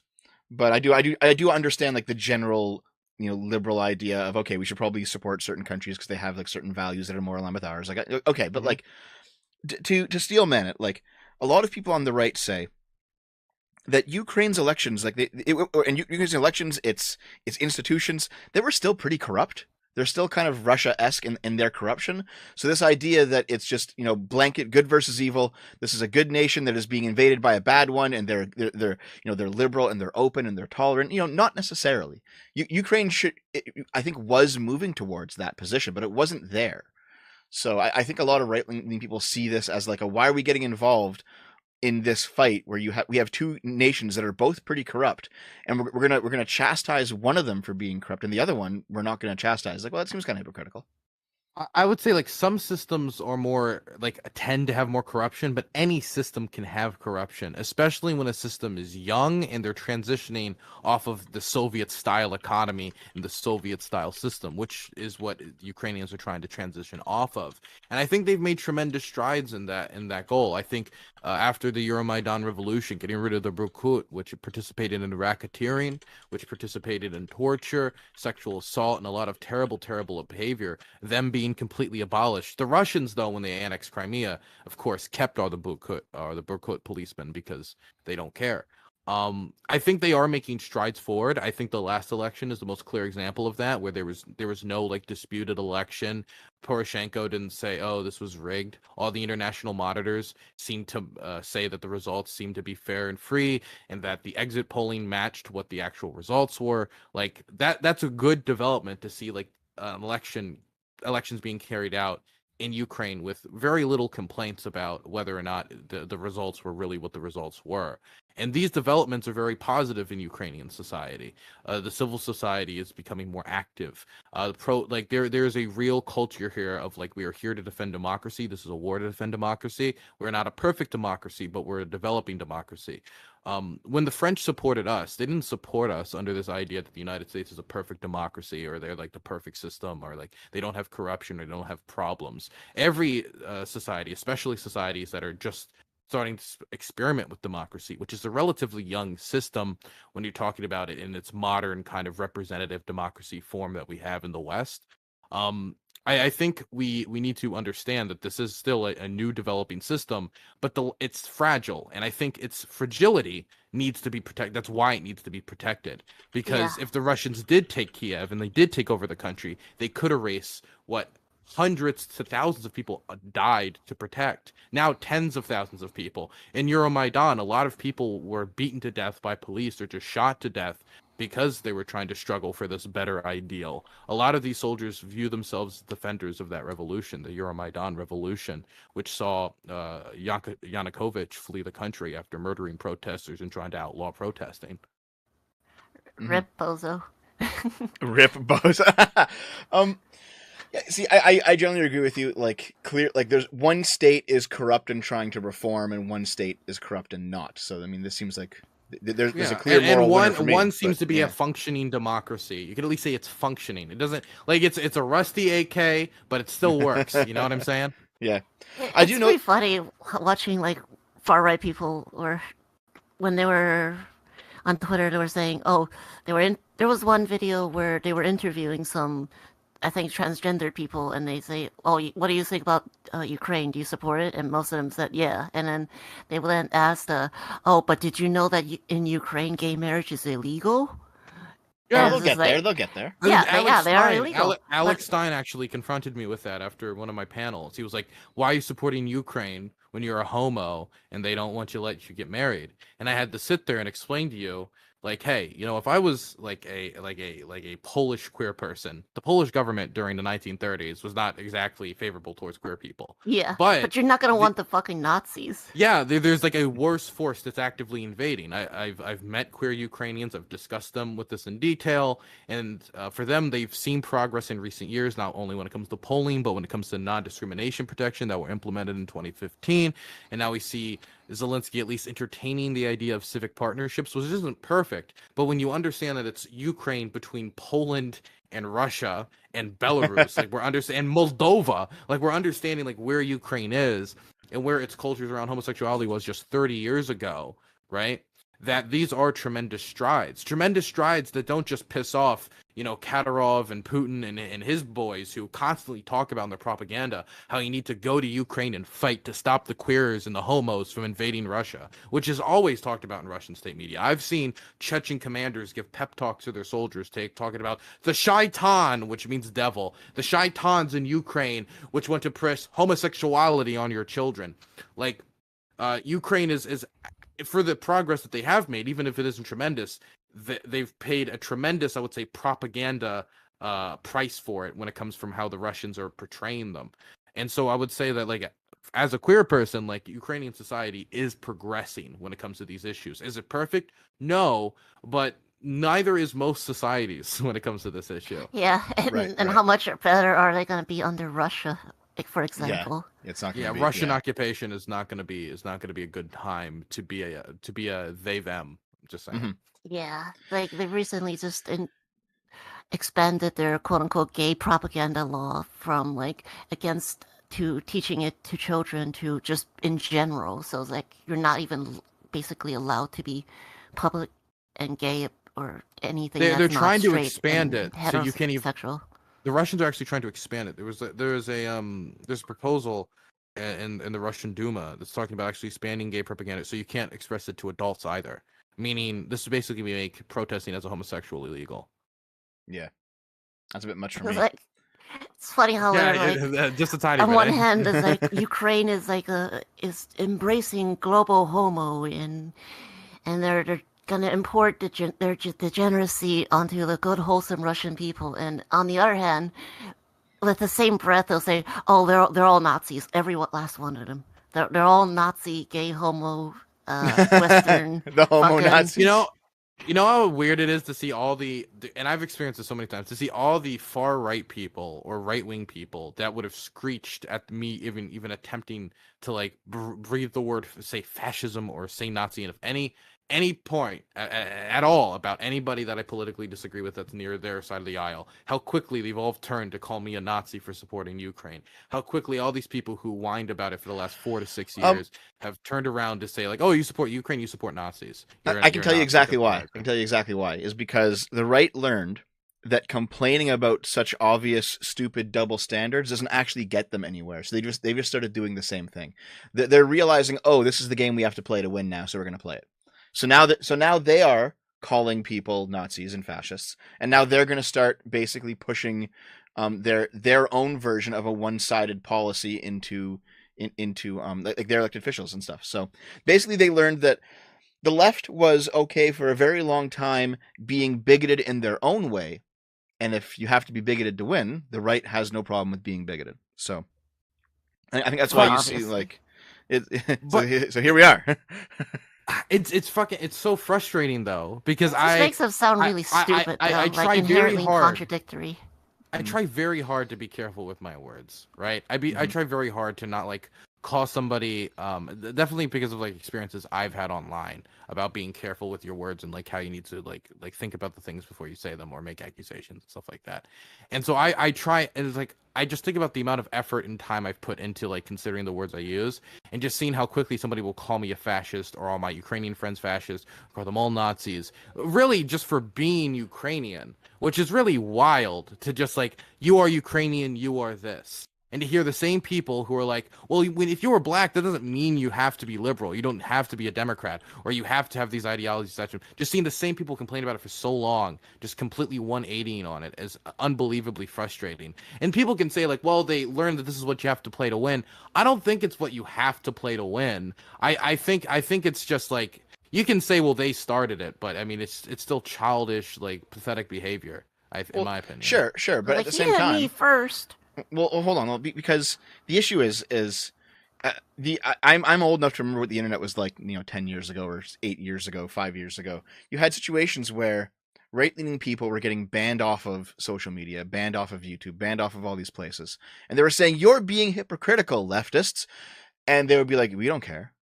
So it does seem like a Pandora's box was opened when the left started canceling people, back in that era. And they did start canceling people. The right hasn't held enough cultural power to cancel people in 30 years. The left started doing this. And now that the pendulum is swinging back around, I think you're going to see, this is what the whole groomer thing is about, right?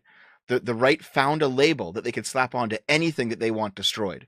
And they're going to use it the way that leftists used fascist from 2015 onward. And that's what we're seeing right now. Well, the thing is, it's just a strategy. It's just a strategy. When you talk about the words like groomer, though, this is not like new territory, right? This is something that I think like LGBT people have been like labeled for a very long time. I don't know if you saw. Did you see those like old like police commercials? Like, oh yeah, where they different would, like, words, but yeah, I know what you mean. Yeah, it's all the same like general like vibes and ideas about it. And I think the thing that are incredibly frustrating to me is that obviously you can find like bad examples in any community or in any space, and the same thing is true for LGBT people. Yeah, but to see this Mario label, Miele, man. But to see this label, which is basically you're just calling your opposition like a pedophile, right? When you say things like groomer, that's what you're trying to communicate. To see that just be like thrown like almost like snowballs just thrown so freely, is personally concerning to me. It really devalues the word. Really don't. It devalues the word also, which is bothering to me, because if I hear one of my friends get accused of being a groomer, like, do you remember the Call Me Carson situation? Do you know what I'm talking about? No, I don't. Call Me Carson is a YouTuber who was, I believe, and this is the facts that I remember. Now, this is just one example, but there's a million other examples you can point to. He was like 19 and he was with like a 17-year-old, right? And people called it grooming. That's not grooming. He's 19, she's 17. Did they go to like the same high school and they knew each other before? Like, not even that, but it's still not grooming when you're talking about that little of an age difference. It's just these words. It's not only just politically, but just generally, these words are devalued. The same thing with Nazi, same thing with fascist, same thing with genocide, or like any of these words. Though they're calling people. They're calling like 26-year-olds dating 23-year-olds grooming. Yeah, I've seen that. Yeah. But like the age gap is too big, and so now it's grooming, even though they're both of age, and it's like, Jesus Christ, guys! It's fucking ridiculous. I mean, like, it seems to be the case that like the make old actual pedophilia, you normalize it when you fucking try to apply it to shit that are basically not even involving children. Yeah, You just, everybody's a pedophile now. It's just when Everyone's a pedophile. when everyone is a pedophile, Nobody is. Nobody is. Dragon Fat in the chat says, "You support Russia and Ukraine. I support Wagner and Azov. We are not the same." True. Only support the Nazis of each faction. Okay, that's how you properly do it. Absolutely. But yeah, so I was talking to Not So Erudite recently, if you know who she is. And, I'm familiar with her. Yep, we're friends. She's very smart. Here's the thing. We've been friends for like 6 months, just not publicly, because we never found a time to do anything together. But I finally had a chance to talk to her for like 4 hours about stuff, and I described what I don't have the psych education she does. I took intro to psych and abnormal psych in university, but I didn't get a psych degree. So she's more educated on a lot of this stuff. So I described to her what I colloquially call the spotlighting effect. And the spotlighting effect, I went into detail on it when I did my Libs of TikTok video, because the issue with Libs of TikTok is that they do show sometimes actual bad behaviors done by actual queer teachers. But if all you do is consume Libs of TikTok content, you might see 10 or 15 of these bad queer teachers and think that's all of them. It's like, Jesus Christ, they're everywhere. It's like, well, no, that's only 10 or 15 of them. And those 10 or 15 probably should not be doing what they're doing, but that's not everyone. And so there seems to be some sort of bias where people will build a narrative in their heads based on the media they consume and then think that that's reality when it's actually not. Absolutely. It just depends on like what information you kind of like are able to cherry pick and curate for yourself online. And a lot of this I think is the fault of social media companies who their main goal is to keep you on Twitter, is to keep you on Facebook. Yeah. And whatever is going to keep you interacting is what they're going to serve you, even if it's not good for you and it's not giving you it's not good information hygiene. So if for you what gets you excitable is seeing Ukrainians committing war crimes, then Twitter will unironically, same with Facebook, will curate your content to make it sure that it's just content that's critical of the Ukrainian army. And so you're not going to see the type of war crimes that the Russian army engages in, but you're going to constantly see the war crimes the Ukrainian army engages in, even though they are much on a smaller scale than the war crimes that the Russians have engaged in as a percentage. But if that goes that's for anything when people surround themselves in an echo chamber with the news that only they agree with, it's like absolutely, their whole worldview is going to be completely warped. It's like that goes for anybody, really. It's like the left or the right. If you surround yourself with only yes men, this is like, and then you go out into the world there's so many Republicans expecting a massive red tsunami in America this year. And they were just like, what the fuck? Why didn't this happen? Well, the reason it didn't happen, I think, is because of Roe v. Wade. If they didn't repeal that 6 months earlier, I think you would have seen a bigger red wave. I just finished a piece, actually. I got to record it tonight if I can, on why the Republicans' red wave didn't manifest. I had 5 reasons that I collected. Yeah, 5 reasons? Yeah, the first reason. Okay. Yeah. Well, Sargon and I have been talking about it, and we it's half a joke. And a bunch of them describing what's going on, and the meme that is currently being circulated is the horocracy, which is the idea that because you do see in the polling that single unmarried women disproportionately came out for Democrats in ways they hadn't before, and I'm just thinking it's got to be Roe v. Wade. That's got to be the big thing driving it. Amen. That's my base. Single unmarried women. But the thing is, I think it was 5 reasons. I think the first thing was Roe v. Wade. I think a lot of people, because of inflation, they thought Roe v. Wade wouldn't be as big of an issue as it was. But as somebody who's in Maryland, who's around Democrats, who's around Democratic communities, it was a big issue from when it was overturned to the day that the midterm happened. And I think a lot of people undersold how big of a motivator that was going to be for Democrats. I think another thing that was a big motivator for Democrats and a big thing that helped them was Gen Z turnout. Gen Z turnout was above what it historically is for midterms. It was about 27%. And in the battleground states, we're talking Pennsylvania, we're talking Georgia, we're talking 31%, which is historically very high. We're actually talking about 2018 blue wave numbers. That's probably also Roe v. Wade related, though. I think it's Roe v. Wade related. I think it's student debt relief related. I think it's a few reasons. But I also think it's because there's been investments made since 2018 and engaging with young voters year round. And I think there needs to be more investment for Democrats in engaging young voters year round, not just around election day for them to keep picking up these W's with young people, because if Also- the Democrats could get young people to turn out at like 40%, 45%, like they would be dominating these midterm elections like nothing else. That also Mm. doesn't help that the Republicans are one of the talking points is raising the voting age now. Is this not? Is it? I they did actually see saying a that? little bit of it. I saw a little bit of it after the election because they realized how little young voters came out for them, and so the solution for some of them is just, we'll just make it so they can't vote, which is just the most like obvious of like, fuck. Well, if I can't instead win of the game, just changing change your the rules. policies, it's fucking. Oh, let's make it so Well, let's disenfranchise them. To be fair, everyone says if we can't win the game, let's change the rules, right? Because the rightoids did it with January 6th. That was the rightoids doing that. However, leftoids, as soon as they lost Roe v. Wade, they were screaming about how the Supreme Court had to be overthrown and it was a corrupt institution. And We have to Jesus, pack the courts. we have to pack the courts. Everyone says change the rules when they lose, and it's kind of frustrating, to be honest. Well, Yeah, the it's not difference good is when that we're right and they're yeah. wrong, of course. I do not think so this time. No, I don't think packing the court is the thing to fucking do. Oh no, I think it's a bad idea. I'm not in favor of packing. He's the not court. being serious. I'm not being serious. Oh, But, okay, Jesus. I think federal codification is the path forward. What is that? I federal codification. That means passing a law on the federal level to codify the protections that Roe v. Wade provided. Yeah, but Would that hold up in Democrats court? done that It's years what ago, it's what too. conservatives said that the left should have done. And honestly, it To would be fair, be, they it probably would should be- have done that. Yeah. It should've. would have. We had very brief opportunities to, but it just wasn't a priority for Democrats, and so now it's come back to bite us in the ass. It's the Yeah. same reason why you're seeing everybody trying to get through the gay marriage stuff right now. It's because there's a slight amount of fear, even though I think it probably isn't going to happen, that gay marriage could be overturned. The decision that got They're that. gonna overturn Odenville. I recall think the reading odds around that are Alito's- low. Yeah, Yeah, I it's was pretty reading. low. I was reading Unlikely. Alito's thing, and he said that it's a different kind of argument, which is why Roe v. Wade had to be overturned. Because the other ones, it wouldn't apply to that. You guys should do it like we do it here, It's man. possible, All right? but it's unlikely. Listen, But we yeah. got we got abortion and gay marriage under a conservative here, okay? And basically the conservatives had a referendum and said, listen, do you guys actually want to change any of this stuff?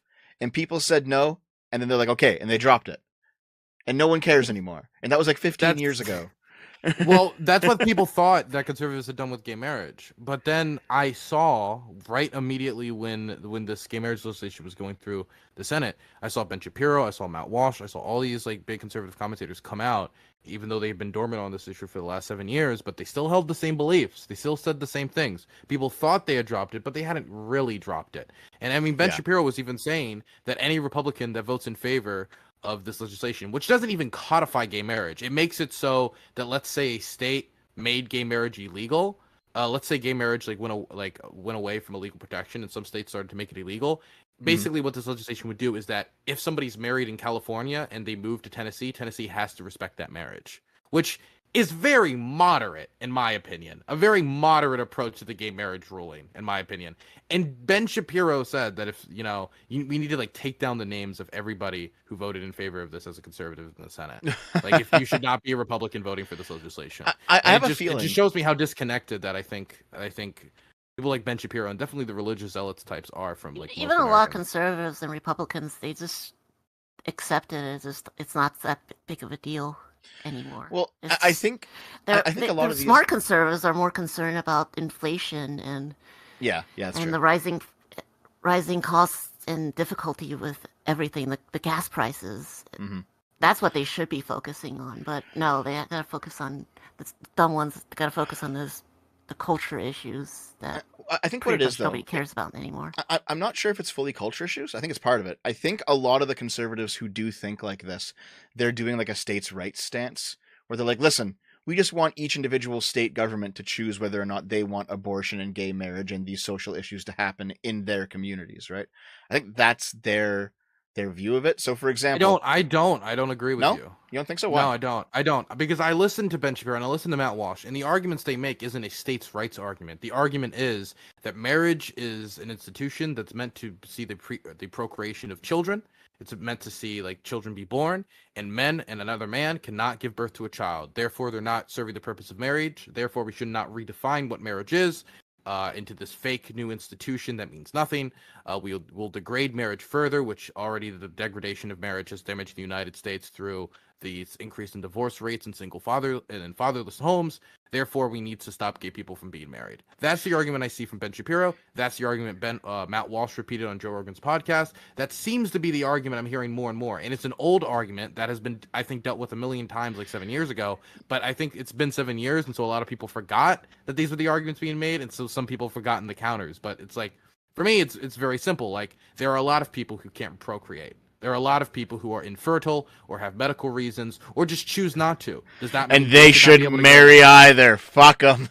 Yeah, once a woman goes through menopause, they have to like get a divorce. That's just how it works. Based. Oh, they're no longer serving the purpose of marriage. Well, you're no longer married anymore. Here's the thing, like, are you saying then that these people would advocate, for example, if they held enough power to do so, they would actually advocate for the Fed imposing a no gay marriage rule on California, where California clearly would vote for one?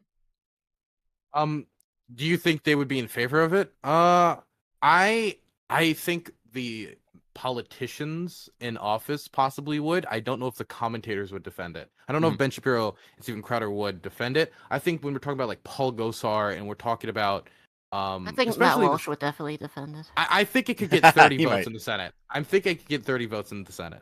Right. So the thing is, I think there are definitely some people who are on the right who are just like, listen. Oh, wait, Matt Walsh would, by the way. Yeah, Matt Walsh he would, 100% would. It's not even a question for him. I think there are some people on the right who legitimately view it as a states thing, right? Like, listen, California can vote yes for gay marriage, and Texas can vote no, and then we'll just live peaceably in that. I think some people on the right actually view it that way, for sure. They want, like, decentralized power, you know?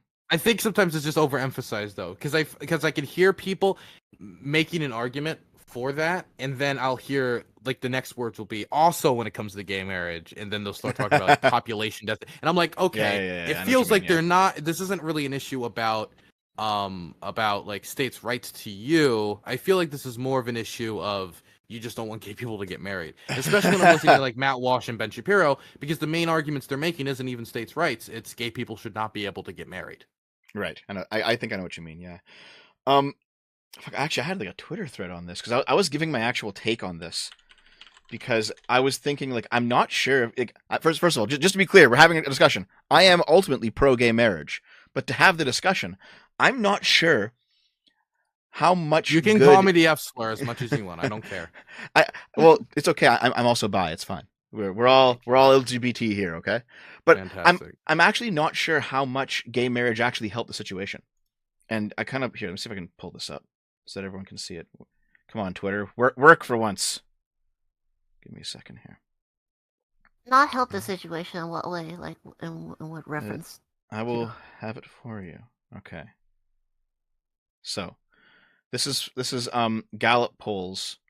I'll put it in the chat and I'll put it on screen for you guys to see. Okay. Okay, check out this. These are Gallup poll regarding straight adults and LGBT adults' marital status. Okay, so 47% of U.S. adults who are straight, they're married to an opposite-sex spouse. However, if you go down to single, never married, like more than double of the LGBT adults have been married. This is in 2020. So, to me, what this looks like to me is that even though 9.6% did in fact get gay married, most gay people don't seem to want gay marriage.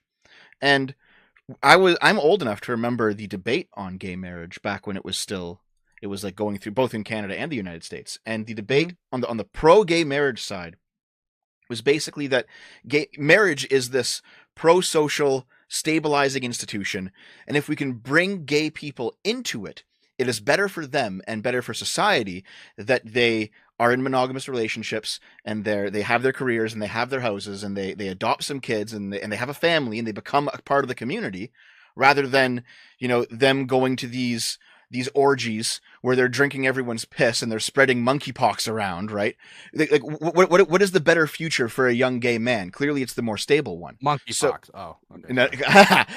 But still, though, like, and if we open the doors for marriage, more of them will take the more stable route and become a part of of society. And it's like, okay, fair enough. But then you've had gay marriage for a while, and you look at the polling, and most of them actually aren't taking that route. So then you have to ask, you have to ask the question, like, the question is like, well, why, like at some point, one, you have to ask why they're not. And then two, you have to say, well, can we make any sort of moral prescriptions here where it's like, shouldn't you be doing this? Like, shouldn't you be having a more stable life? Because we say the exact same thing to straight people. Like, find yourself a girlfriend and settle down. Don't be promiscuous because it's bad for you. It's bad for society. Like, at some point, you have to ask why gay people aren't actually doing what they all said they would do when they were advocating for gay marriage. I think there's a few explanators here, at least that I can think of at the top of my head. I think the first one, of course, gay marriage has only been law of the land for 7 years, right? And so it's 15 here. Yeah, it's a little bit different. It's 15 here. Yeah.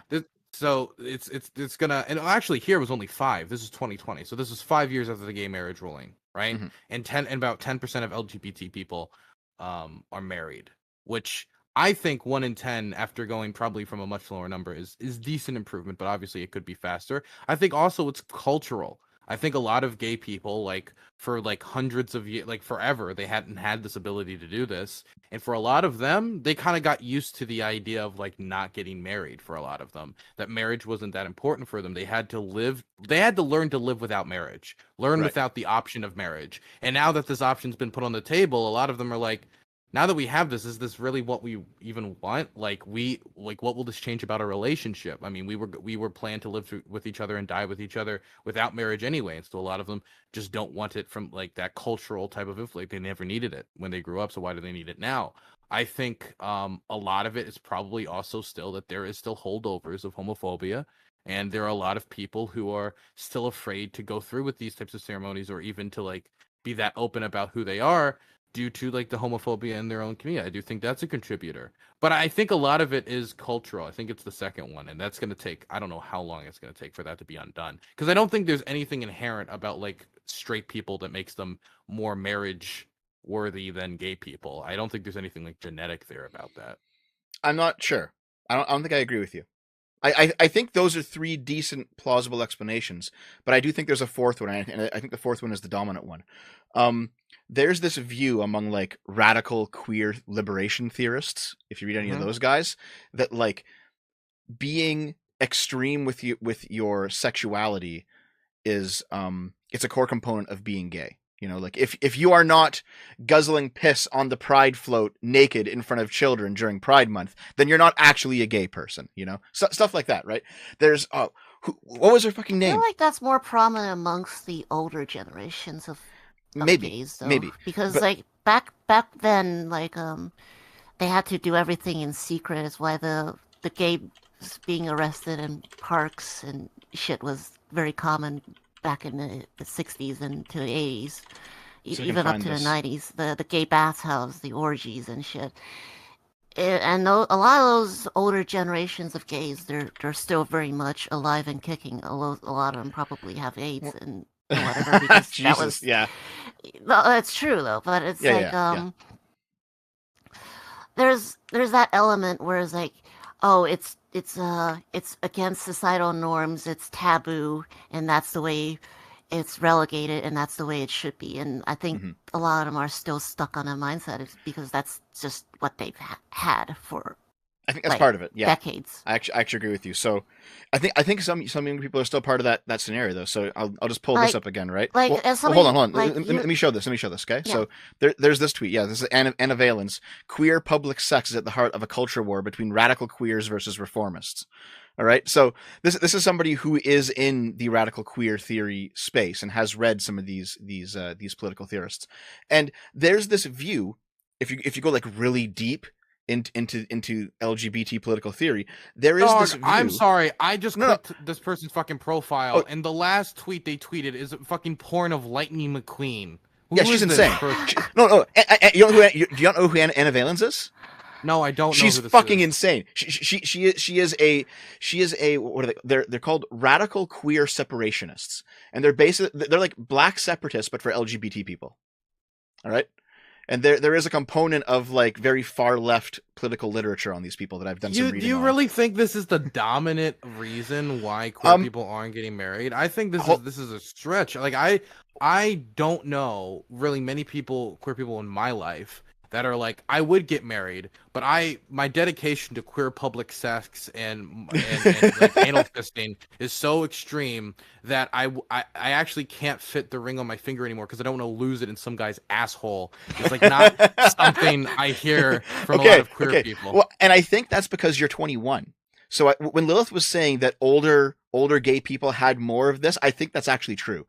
If you talk to like a 40-year-old gay person or something, there was so much more promiscuity back then, and that I think that there might be like a queer subculture that is extremely anti-marriage, just as like a, you know, we don't want to be assimilationists sort of attitude, you know what I mean? And I think as like if we were to come back to this conversation in 20 or 30 years, I think a lot of that attitude will have aged out of the population. But I do think right now a lot of the older gay people just will not get gay married for this reason.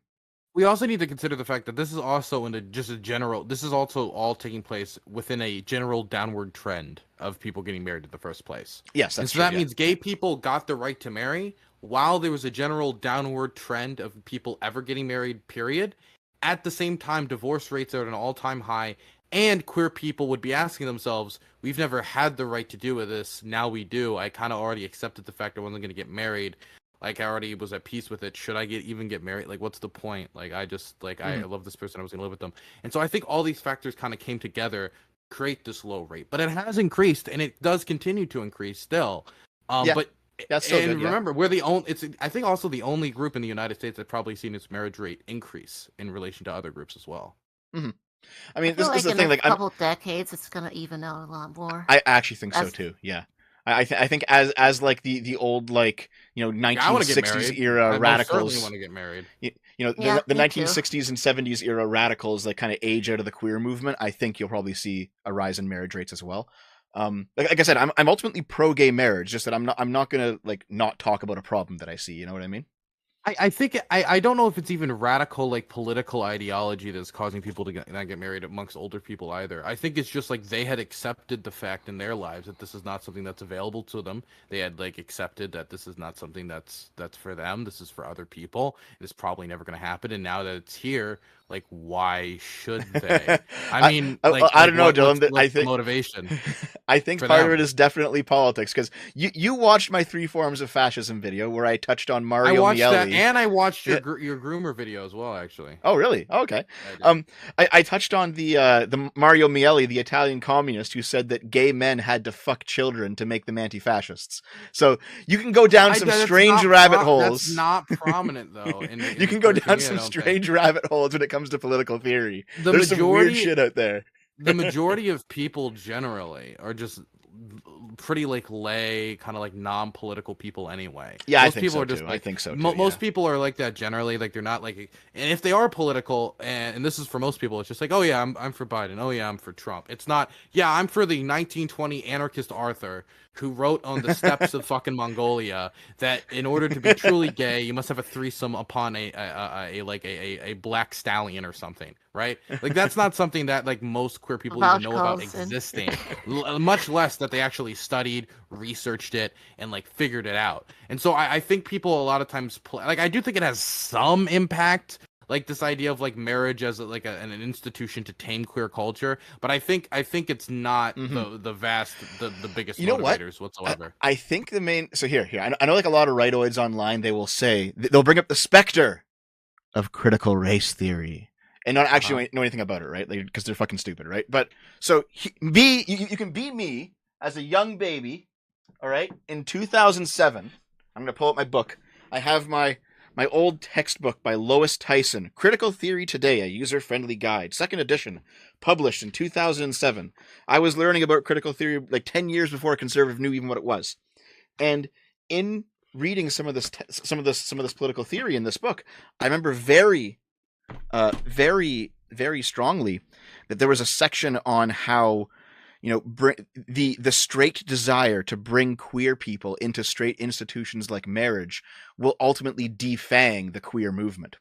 And there's definitely a strain of this in political thought that I think does translate down to some communities.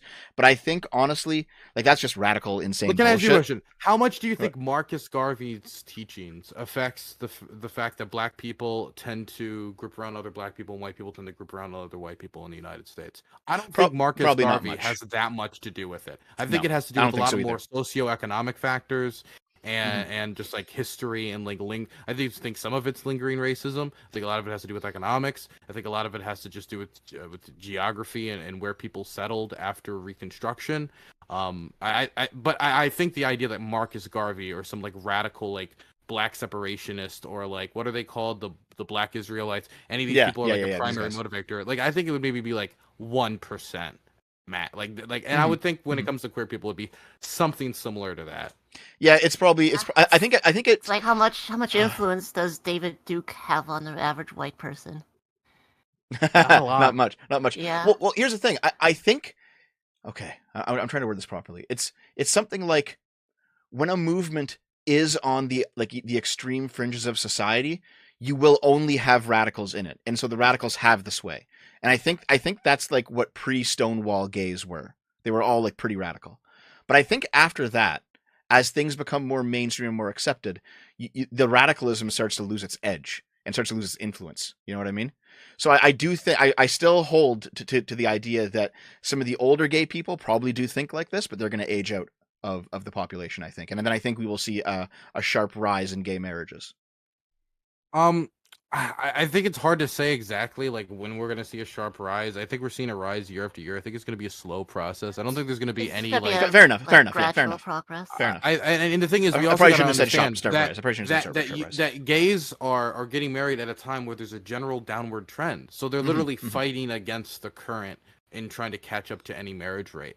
And so like I think like these intersections of just general disinterest in getting married, high divorce rates, and still being lingering homophobia does affect their want to get married. And I do think like they could have some impact, but I think it's like so minimal that that's almost like why do you even mention it? Like I just like it's just such a minimal impact. I think. Like I don't see these people in my daily life. I guess we just disagree because I think it's an age thing. I think unless you hang out with like 40 or 50-year-old gay people, you won't see them. You know.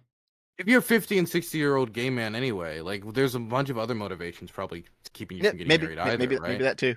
Like if you're 60 years old and you've lived without marriage and you lived with a partner for like already 40, 30 years, for you it's like what's the point of marriage anyway at that point? Like I know a lot of straight people who are with somebody for 30 years. My uncle was like that. He was with his partner for 30 years, never got married, man and a woman.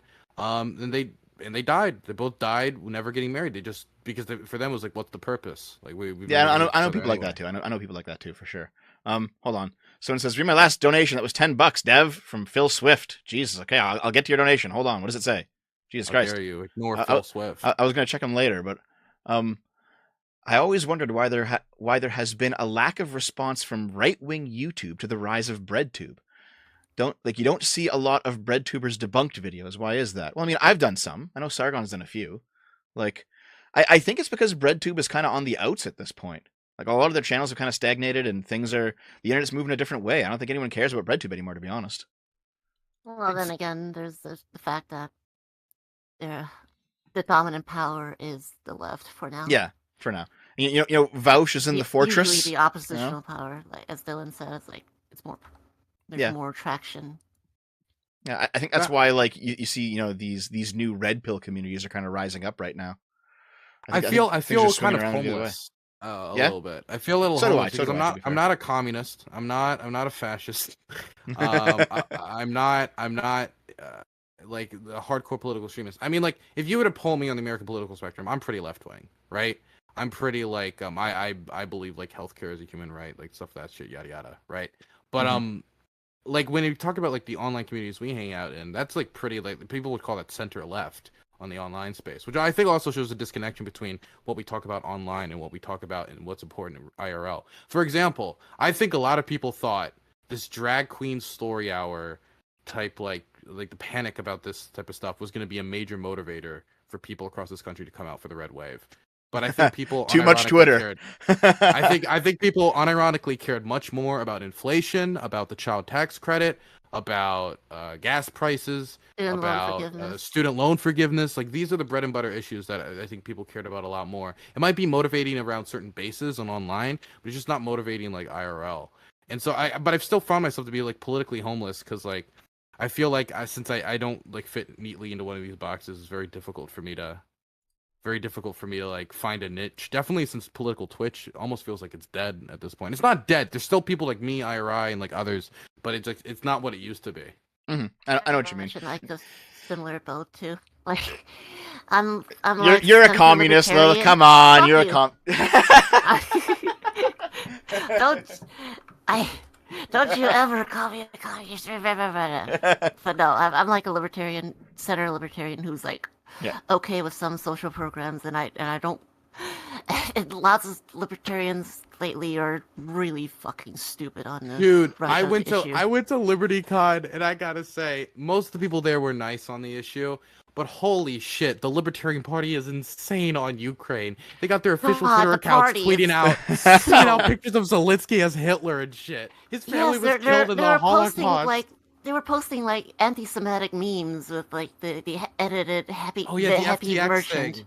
The FTX conspiracy, the idea that FTX was used as a money laundering scheme to get money to Ukraine and then back to the Democratic Party. No evidence for it, but you see everybody repeating this shit. And they not only repeated that conspiracy theory, but they also, in the meme that they tweeted, the happy merchant, they're like rubbing their hands together and it's a really anti-Semitic depiction of Jews. That specific depiction was reused as the FTX guy.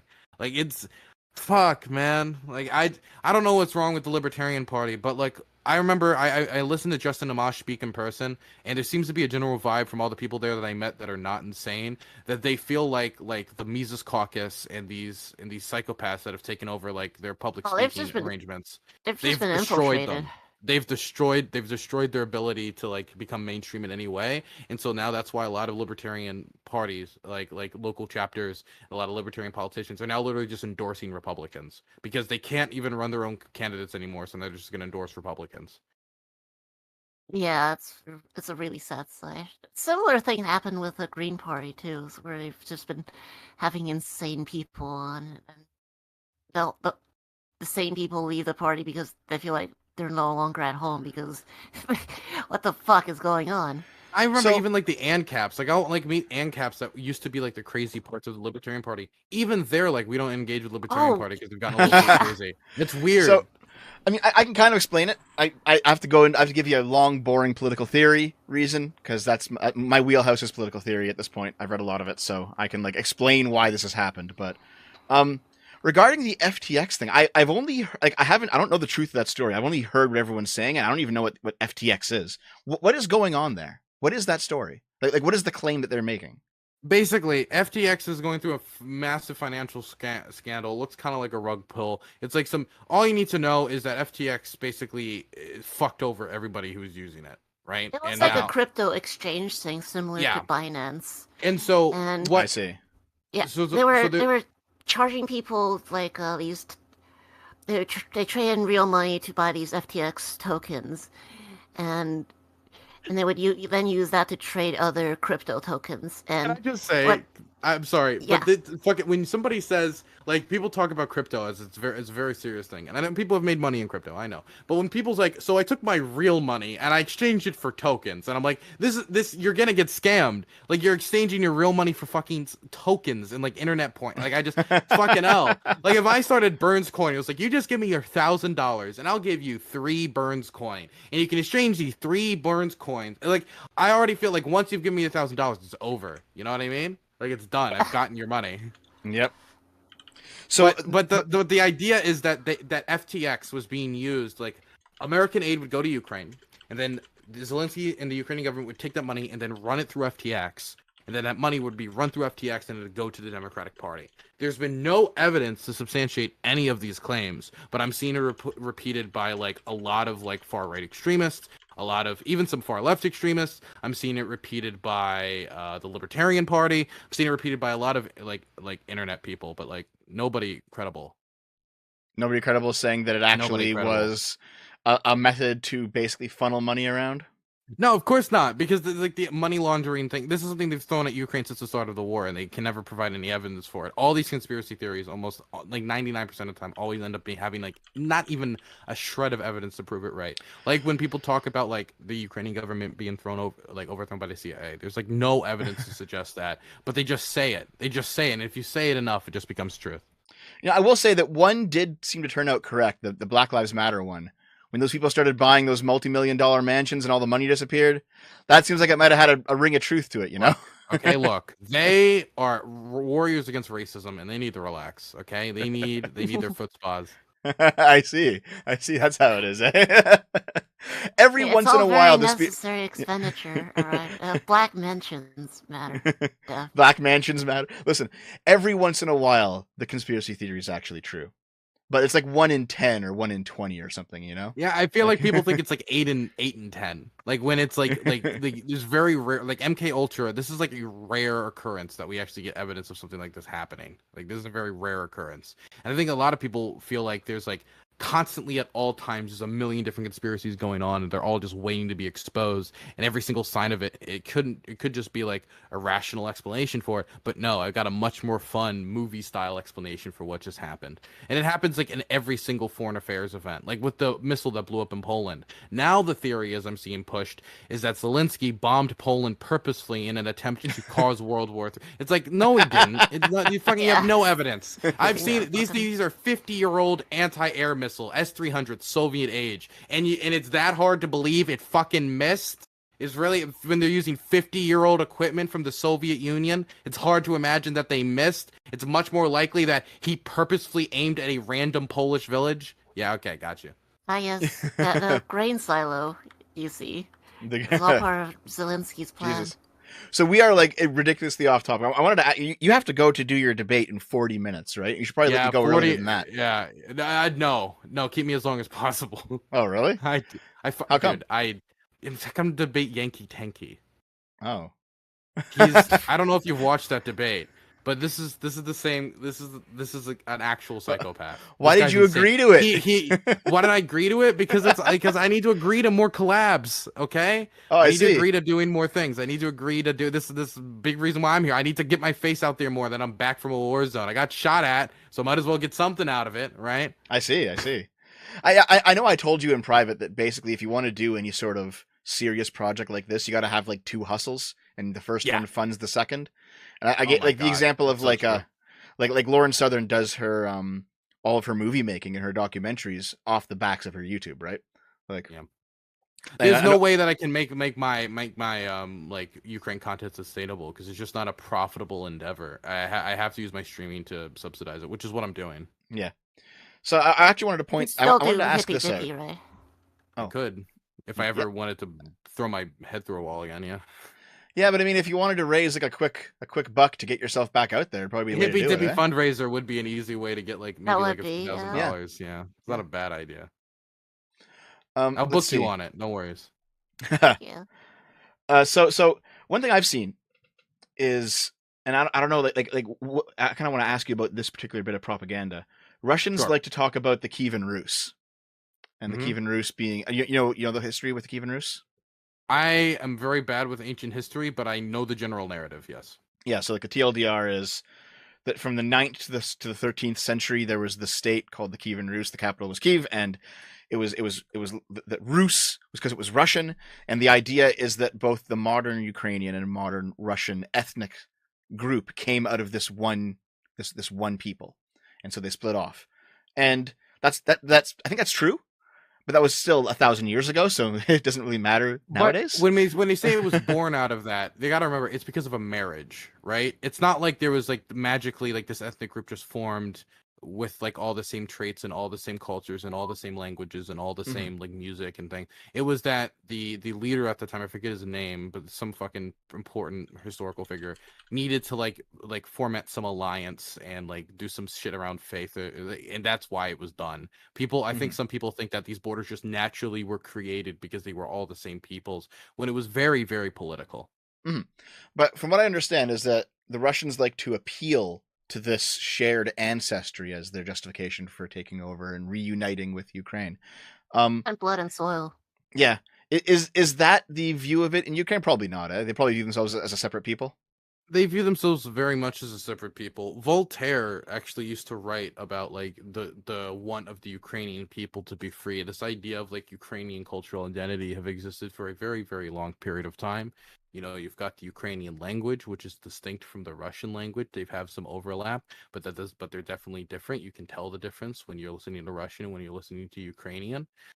They've got their own music. They've got their own clothing. They've, in some instances, have their own food. You can tell that Lviv is a very different city than Moscow. There is overlap depending on how close these cities are, definitely due to the Soviet Union and the Russian Empire's domination. People will point to the Russian language's prominence within Ukraine, and I will say that a lot of people there spoke Russian. A lot of soldiers I talked to spoke Russian.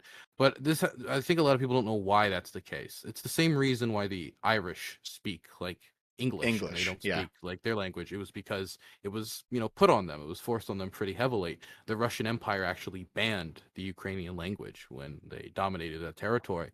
That's why a lot of Ukrainian scholars would actually flee to the Austro-Hungarian Empire, not because the Austro-Hungarian Empire was super cool to Ukrainians, but they at least let them speak their own language. And so a lot of authors and like writers and Ukrainian speakers actually went over there so they could practice their language and practice and like study their culture and like develop literature.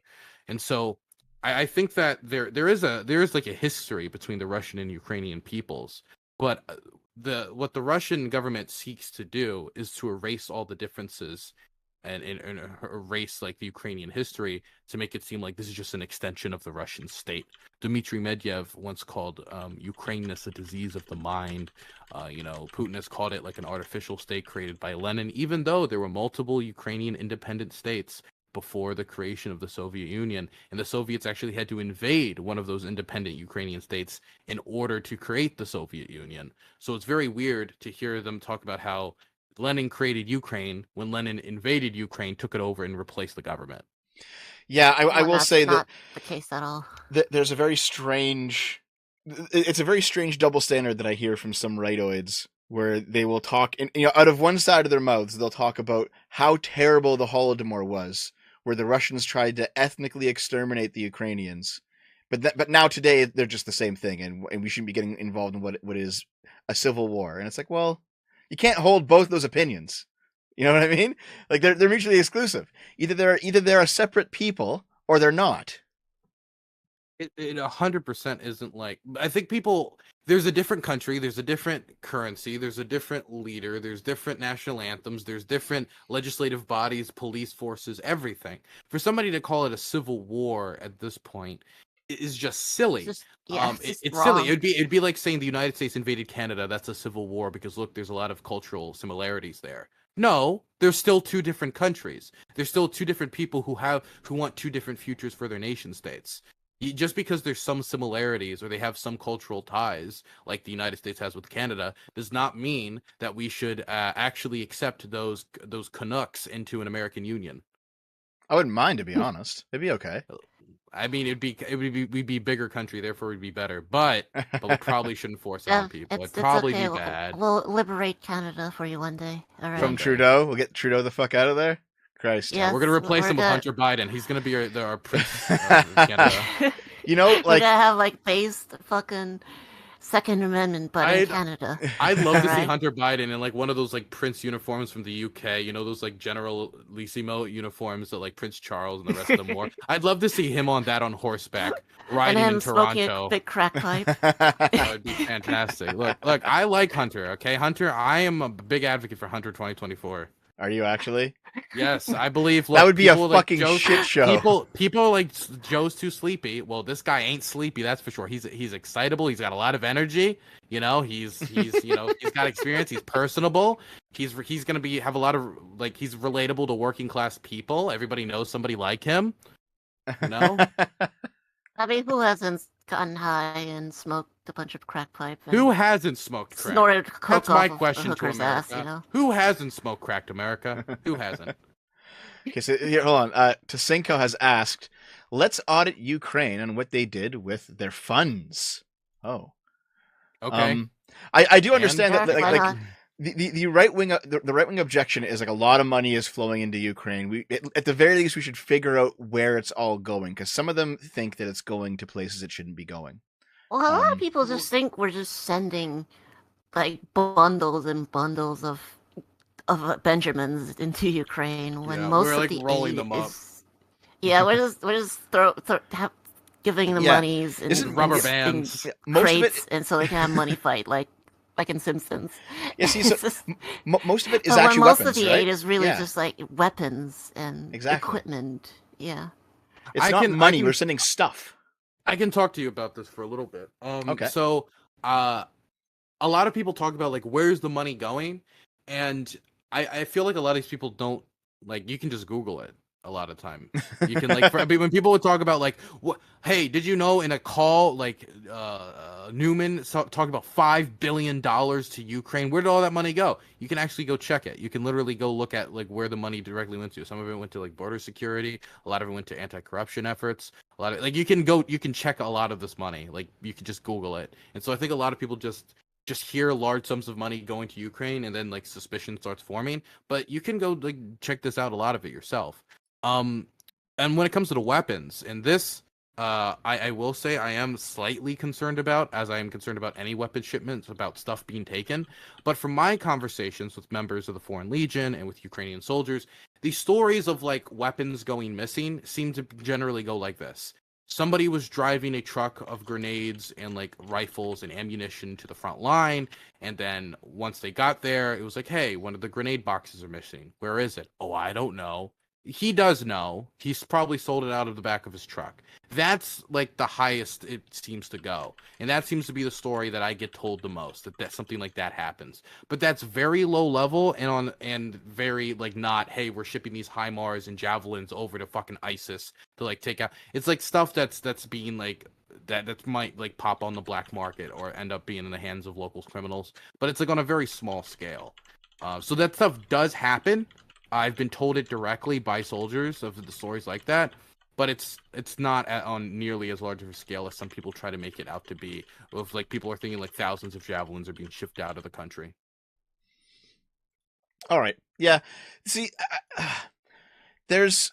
I could definitely picture that happening. Like the same corruption that happens in Russia probably happens in Ukraine. A lot Yeah. of it, Yeah. because On a smaller 1.5 million winter uniforms just went missing. Because they're the same country, it turns out. No, okay.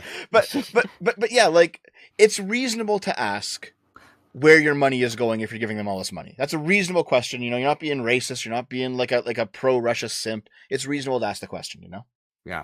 It's reasonable to ask a question, but what it's not reasonable is people make assumptions. And I see that all the time, like with the FTX story, where people saying like, oh, it went to the Bidens or something. Oh, it went to here, it went to there. You have no evidence of it, okay? You just got like a bunch of questions. Like there's a gap in some data, and you're, instead of like saying, oh, that could be filled with all of these reasonable options, you're filling it with like foreign bank accounts of world leaders and the Democratic Party, and you're just jumping to the most radical conclusions you could take out of like small gaps of information that could be explained in other ways, even if it's something as dumb as a fucking accounting error. Mm-hmm. Mm-hmm. Someone asked me Most this of the question. time, Occam's razor rings true. It's just like, Yeah. it's not some kind of grand conspiracy where it's just like, oh, they're funneling money, all these bundles of Benjamins into Ukraine, and then they're See, they're taking the 10% for the big guy. this is why I Yeah, actually That's what I don't heard think. a lot. This is why I actually don't believe in like the grand conspiracy theories, because if it all really was like one big backroom deal where everyone's shaking hands and everyone's like there's like a puppeteering mastermind, you know, the Supreme Court of the United States would have waited until after the midterms to repeal Roe v. Wade. But they didn't. It was a massive tactical blunder because they all don't actually work together, you know?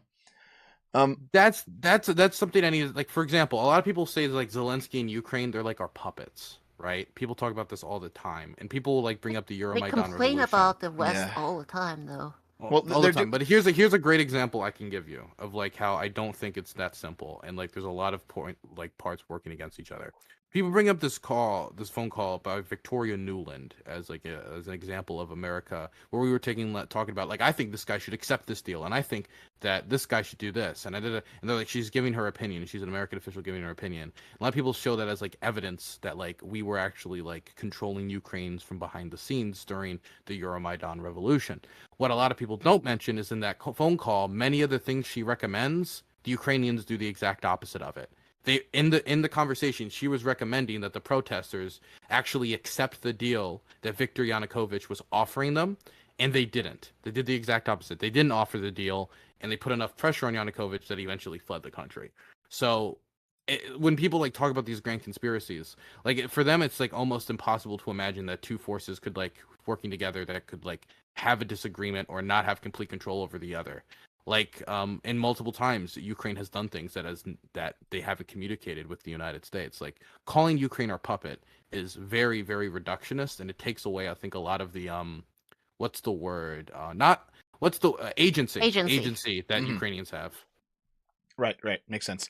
I'm going to answer this question because I got sent it. So he's saying this in my voice. SFO: abortion is a necessary evil, but euthanasia should be illegal. Pro-abortion points apply to the sick. Listen. I do view abortion as a necessary evil. I also view euthanasia as a necessary evil. I don't think euthanasia should be illegal. I just think that Canada's having some real bad problems implementing it right now. There's some issues with that arises from it, like that critics have pointed out, and now they're getting proven correct because, like, well, they actually are fucking using euthanasia as a suggestion to curb poverty and old age. It's just like, oh wow, Canada's fucked right now on this topic. Mental health. I mean, like, there's things like that you can agree that's like people should have like a right to, but then you can also acknowledge the problems that arises from it and what we should do to tackle that. Yeah, Canada's having some serious problems. I don't know if you followed this, Dylan, but Canada's having some serious problems right now with its euthanasia law. There are people who are just opting to kill themselves because they're poor. Heard about that. And like, there's part of the law specifically says that medical personnel should not be the ones to like bring it up. It has to be something that they choose, but that's just being flagrantly disregarded. That like medical personnel are like going, "You should kill yourself, dude." And it's like, Jesus Christ, fuck. Oh my God, I gotta tell you, like modern warfare has trained a generation of youth for this job. Okay, to tell people to go kill themselves. Fuck. It's getting pretty fucked up here though, because people don't want to maybe talk about how the policy as written, or at least as being implemented, is bad. No one wants to say that for some reason. I believe, I believe euthanasia should be an option made available to people. But like when I think of euthanasia, I always thought about like an old woman who is sick, who's going through a lot of pain, choosing to end her own life because she doesn't want to have to go through 6 months of pointless suffering, right? And I've had this conversation with like my grandparents, and I've had this conversation with a lot of elderly people who like that decision was put in my hands of like, hey, I want to make sure that like if something happens and I'm incapacitated, please allow me to please go through with this option. Like this is a very difficult conversation for families to have. I've always been in favor of like making sure families have that maneuverability, and there isn't going to be a situation where paperwork causes a grandma to just suffer for 3 months. So the ultimate issue that I had, I did the video on it because I looked into the main judge who was ruling on the lawsuit that eventually made euthanasia legal in Canada. And in her memoir, she talks about how she had this traumatic experience being asked to illegally kill her husband when he was suffering. And I was like, Jesus, maybe you might be a bit biased on this topic. Maybe you shouldn't be the judge who ruled on it. You know, it's possible. And also there's also ended up being like a weird financial incentive because the judge's daughter was also a lawyer in the advocacy group that was pushing for the euthanasia option, and I'm like, this doesn't seem right. There's something weird going on here. So I did a video talking about how there might be some strange conflicts of interest in what's going on in Canada right now. Are you in favor of people having the option to end their own life? Yes, I am. Yes, but I do think that there was just some strange things that happened here in Canada in us getting to that point, and maybe that might be the source of why we're having so many problems right now. Yeah, I Yeah. think I'm generally like I don't know what your position on abortion is, but Necessary because I evil. know you brought it up. I am 51-49 pro-choice. Necessary evil. I'm generally pro-choice guy. I guess for me, the reason why I'm pro-choice is I don't view a fetus as having the same moral weight as like a human being, like a fully developed human being. Definitely like during early stages of development when they have no like they have no experience, they have no ability to like, experience the world. And Mhm. so like I view it, and this is a weird way to put it, but like I do believe it's life, but I view it as the same way I view like a blade of grass. Like it doesn't have feelings, it doesn't have emotions, it doesn't have taste, touch, feel. Like it doesn't have these things. And so like to say that these things are the same moral capability, has the same moral weight as like a full-grown human, I don't like almost find it. I don't want to say I almost find it insulting, but I find it kind of like ridiculous. Like I do think there should be like a line somewhere, but I don't I think that the moment of conception, I think argument is a little silly when Yeah. it comes to like Yeah. human life. It's life. No, It's not life human begins life, at ejaculation. And ejaculation. Well, actually, Lilith, you and I did that stream like 6 months ago going over all the various abortion arguments. And I was like, listen, there's some grotesque stuff on the left, too, because I found that video. There was that one Asian lady who was talking about how there's like there's new legislation that will allow we're not doing the afterbirth thing that ended up being false, but like there was one person who basically said that you could get an abortion all the way up until birth if you had a mental health problem, and I'm like that's kind of a bit much. I don't like third trimester abortions generally. That's Yeah. that seems too much. There was that hidden camera of the doctor in New Jersey who was saying that like yeah, so if your baby survives an abortion, we'll just kill it. And it's like Yeah, it's pretty holy fucked up. shit, dude! Like there's I think that And the it's left like, is if pushing it's too born, far right it's just now. healthy at that point. Just like Yeah, do the paperwork and give it up for adoption. It's just yeah, like it's not no longer your body anymore. yeah. There's nothing you can do about it, or I nothing think you should be able to do. I think on the abortion topic, there's components of the left that are going way too fucking far with some of this shit for my taste, and I'm just like, nope, can't get behind that. No way, you know.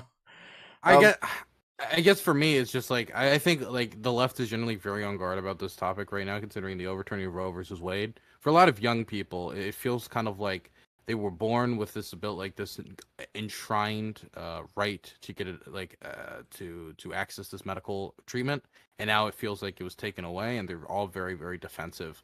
And so like if there's anything that even seems like the slightest restriction on abortion, they're very scared of that like tumbling tumbleweed, coming to take their rights away. So I think that's a big reason why you're not going to see like much from Democrats of anything like, well, maybe we should limit abortion here, because they feel like they're on the defense now. Yeah. For something they didn't have They to be on should though. defense for the last 50 years. They fucking should though. But I know what you mean. Yeah, there's like what you should do, and then there's like how people feel, and then what's like politically effective. Like these are all different conversations, right? Yeah. Yeah. I know in Canada, like it's handled in the provinces for Canada, so each province has its own standard, but they all have to provide some sort of abortion, but they can all choose what the limits are, and most of them limit it around 20 weeks, and it's like okay, fine, fair enough. Somebody asked if I ever seen a video of an abortion. I believe so. I think have, when I was I like have. 12, like somebody 12? taught me it or something. Probably. What the how the why internet 12? is. You know how the internet is. People Yeah, I link guess you so, stuff yeah. to fuck with you, like something Yeah, like yeah. that. Yeah, I know what you mean. Yeah. No, I've seen one too. I was older than 12, I think, but probably not. I was probably like 15. It was It definitely didn't like really. like It like, didn't like really a inspire download. any emotions in me. I didn't like. I think maybe disgust was my. Yeah, it was primary, gross. 'cause It was gross. So yeah, Yeah. so for me, You watch any surgery or anything like that, it's good. Mhm. It's always kind of So- evoke a feeling of disgust, though. So for me, it's like I'm old enough that if you're gonna go download porn back in the day, there was no Pornhub. You go to Kazaa and you open a Kazaa up or something, right? And you download your porn. Huzzah. Yeah. So I would punch in looking for a porn video, and then I would download it, and it was an abortion video. And I'm like, ah, fuck. Thanks. I did something Thanks, that's internet way more troll. basic. I googled booby. Booby to see the booby. Booby. I had a PSP growing up, and so that was my main device, because I was like, nobody's gonna know Porn how on to the use it. PSP. Porn on the PSP. Yep. Jesus. Yep. Damn. I would have to download the videos to watch them. But nobody ever suspected it, Yeah, it's dude. When you have to use like the family computer, it's a lot harder. You have to be It's- really careful. It's I And it's like God. it's in the living room, and you're like constantly listening out with like one headphone off. It's not worth it. It's just not worth the struggle. Right? Hey, I never got caught. I I'm- was good at it. Good job. I did. So You did? Wait, you I got did. caught with your PSP? no, not with the PSP. I also used the family computer at one point, and I forgot to like wipe the history. Hold on. Dragonfat says, breaking news, Dimitri Monroe's cock leaked. Really? Hold on, let me... How big? But I don't. Smaller than I thought, to be honest. Considering Dimitri. Hmm. Jesus. How did these nudes get leaked, dude? Also, I thought Dimitri's whole thing was that he just trolled at being like a lewdster. He was one. Oh. Well, his dick's out there now. Oh. That's how it is, I guess. Dick To be fair, Dimitri. listen, Dimitri, I don't know. Do you know who Dimitri Monroe is? I just looked them up. Is there a Sonic YouTuber? Yeah. But also, like... What's one with of do you see their? Do you see their banner? Yeah, I do, yes. It's a So- very suggestive. So Dimitri Monroe is one of the most... Hold on. One of the first famous femboys. If that makes sense. Really? No. I think they're like. I think they were like femboys before. Oh my god! Dimitri. I accidentally showed her on the screen! Did you Yeah. actually? Yes! Yeah. Okay. All right. Okay, maybe that's the end of the show. Wow. Ah. Wow. Yeah. Maybe I have Sorry, to go Dylan, and no war stories today. I showed Maybe- a man's No. cock. maybe I have to go and do something with this mod for a minute. Okay. All right. Ah. Dragonfat's so happy. I'm gonna get you banned finally. Dev, delete the stream. I will re-upload it with a censored version. Okay. Fuck. Wow. I like if how we it- are ending stream. We didn't get to talk about any war stories. I was interviewing you Yeah. about your experience, and like we got to the point where you get to the front line, and then we just stopped. Yeah. Then we stop at the start place where we start talking about drones and artillery Yeah, and stuff. fucking- Well, Blue here's ball. what I'll do. Okay, so chat, real quick. I'm gonna post in the chat the playlist where Dylan puts up all of his videos about his experiences in Ukraine. So go check that out. If you want, Dylan, we can Right. talk again. Dope. can talk again yeah, about stuff. I'd be happy to talk again. Why not? We'll That'd be do that at cool. some point in the future. I set it up so that once we end the stream should auto redirect to Arch's Archcast, because Arch and Kibbs are still talking about Superman over there. And also, I guess if you don't want to go watch Arch and Kibbs, you can go watch Dylan, because you're going to go debate somebody on your Twitch channel right now, eh? Yeah, I'm gonna go debate somebody about Ukraine. It's gonna be terrible. About Ukraine? Honestly, I'm warning you guys a little bit against it. It's gonna be a fucking toxic, horrible experience. I can already see the Yankee Tanky. The debate's supposed to be in 14 minutes. Link it. I would like to see He's that. already been muted by the mods. I'll put Because- put your Twitch channel in the chat as well, if you want to go see that. Thank you Yeah. very much. Apparently, Definitely. apparently the cock didn't appear on the screen. Jesus, I hope Okay, that's good. Fantastic, not. fantastic. Wow. Well, now you're just a dick tease. To be fair, I've done this before. Remember that one where I accidentally showed Goatsay on the screen? That was a few years ago. Ah. Yeah. I Oh, think I had some and- good memories of that. And then I think there was like that one girl I accidentally showed her nudes that were in my DMs, and I was like, shit, I didn't know I had it up. I think I've done this a few times. I'm just used to it at this point. I'm just used to my channel getting fucked like every 3 months. That's just how it goes, you know? Do you think you learn at some point, right? Well, I rewatched. You're lucky, Dev. There's no PP. Okay. Oh, God, Jesus. What a fucking relief that is. Okay, thank you, chat. Thank you for going back to watch. I appreciate it, everyone. I appreciate saving my ass from my own stupidity. Do we I've have got- time to go to the war stories just a little bit though? We Because I can- saw we can that the probably recent do one one. with you. Okay, do one at war the story before we Ukrainian go out of here. hospital. Okay, Okay, so go which ahead. one do you want? Do you want the one at the Ukrainian hospital? Sure. Yeah, there was a one where you go with Sure. that. So this was pretty deep into my adventures or whatever you want to call it in Ukraine. I was headed down south towards Mykolaiv. Mykolaiv is in southern Ukraine. It's at the time it was, 20 miles probably. Not, I don't even know. It depends on where I was around Mykolaiv, but it was not that far from the front line. Yeah, it was within artillery range for a lot of the longer range artillery. The city was, and definitely the villages around it were within artillery range. And I believe And this so- was before the big Kherson offensive, right? That's actually the interesting part, because what we didn't know when we were going down to Mykolaiv, because we were going down there to deliver aid to a local dog shelter, which takes in abandoned dogs that have been like either injured by the war or like abandoned by their owners, and to film across the river from the Zaporozhye nuclear power plant, which has been in the news a lot because the Russians fought for it, like an administrative building caught on fire, and we're talking about like the largest nuclear power plant in Europe. Like this is a major energy producer for Ukrainians. I think it produces like 20% of Ukraine's electricity. It powers the homes of 400,000 people, and it's an active nuclear power plant that has had explosions like 300 feet away from the reactor.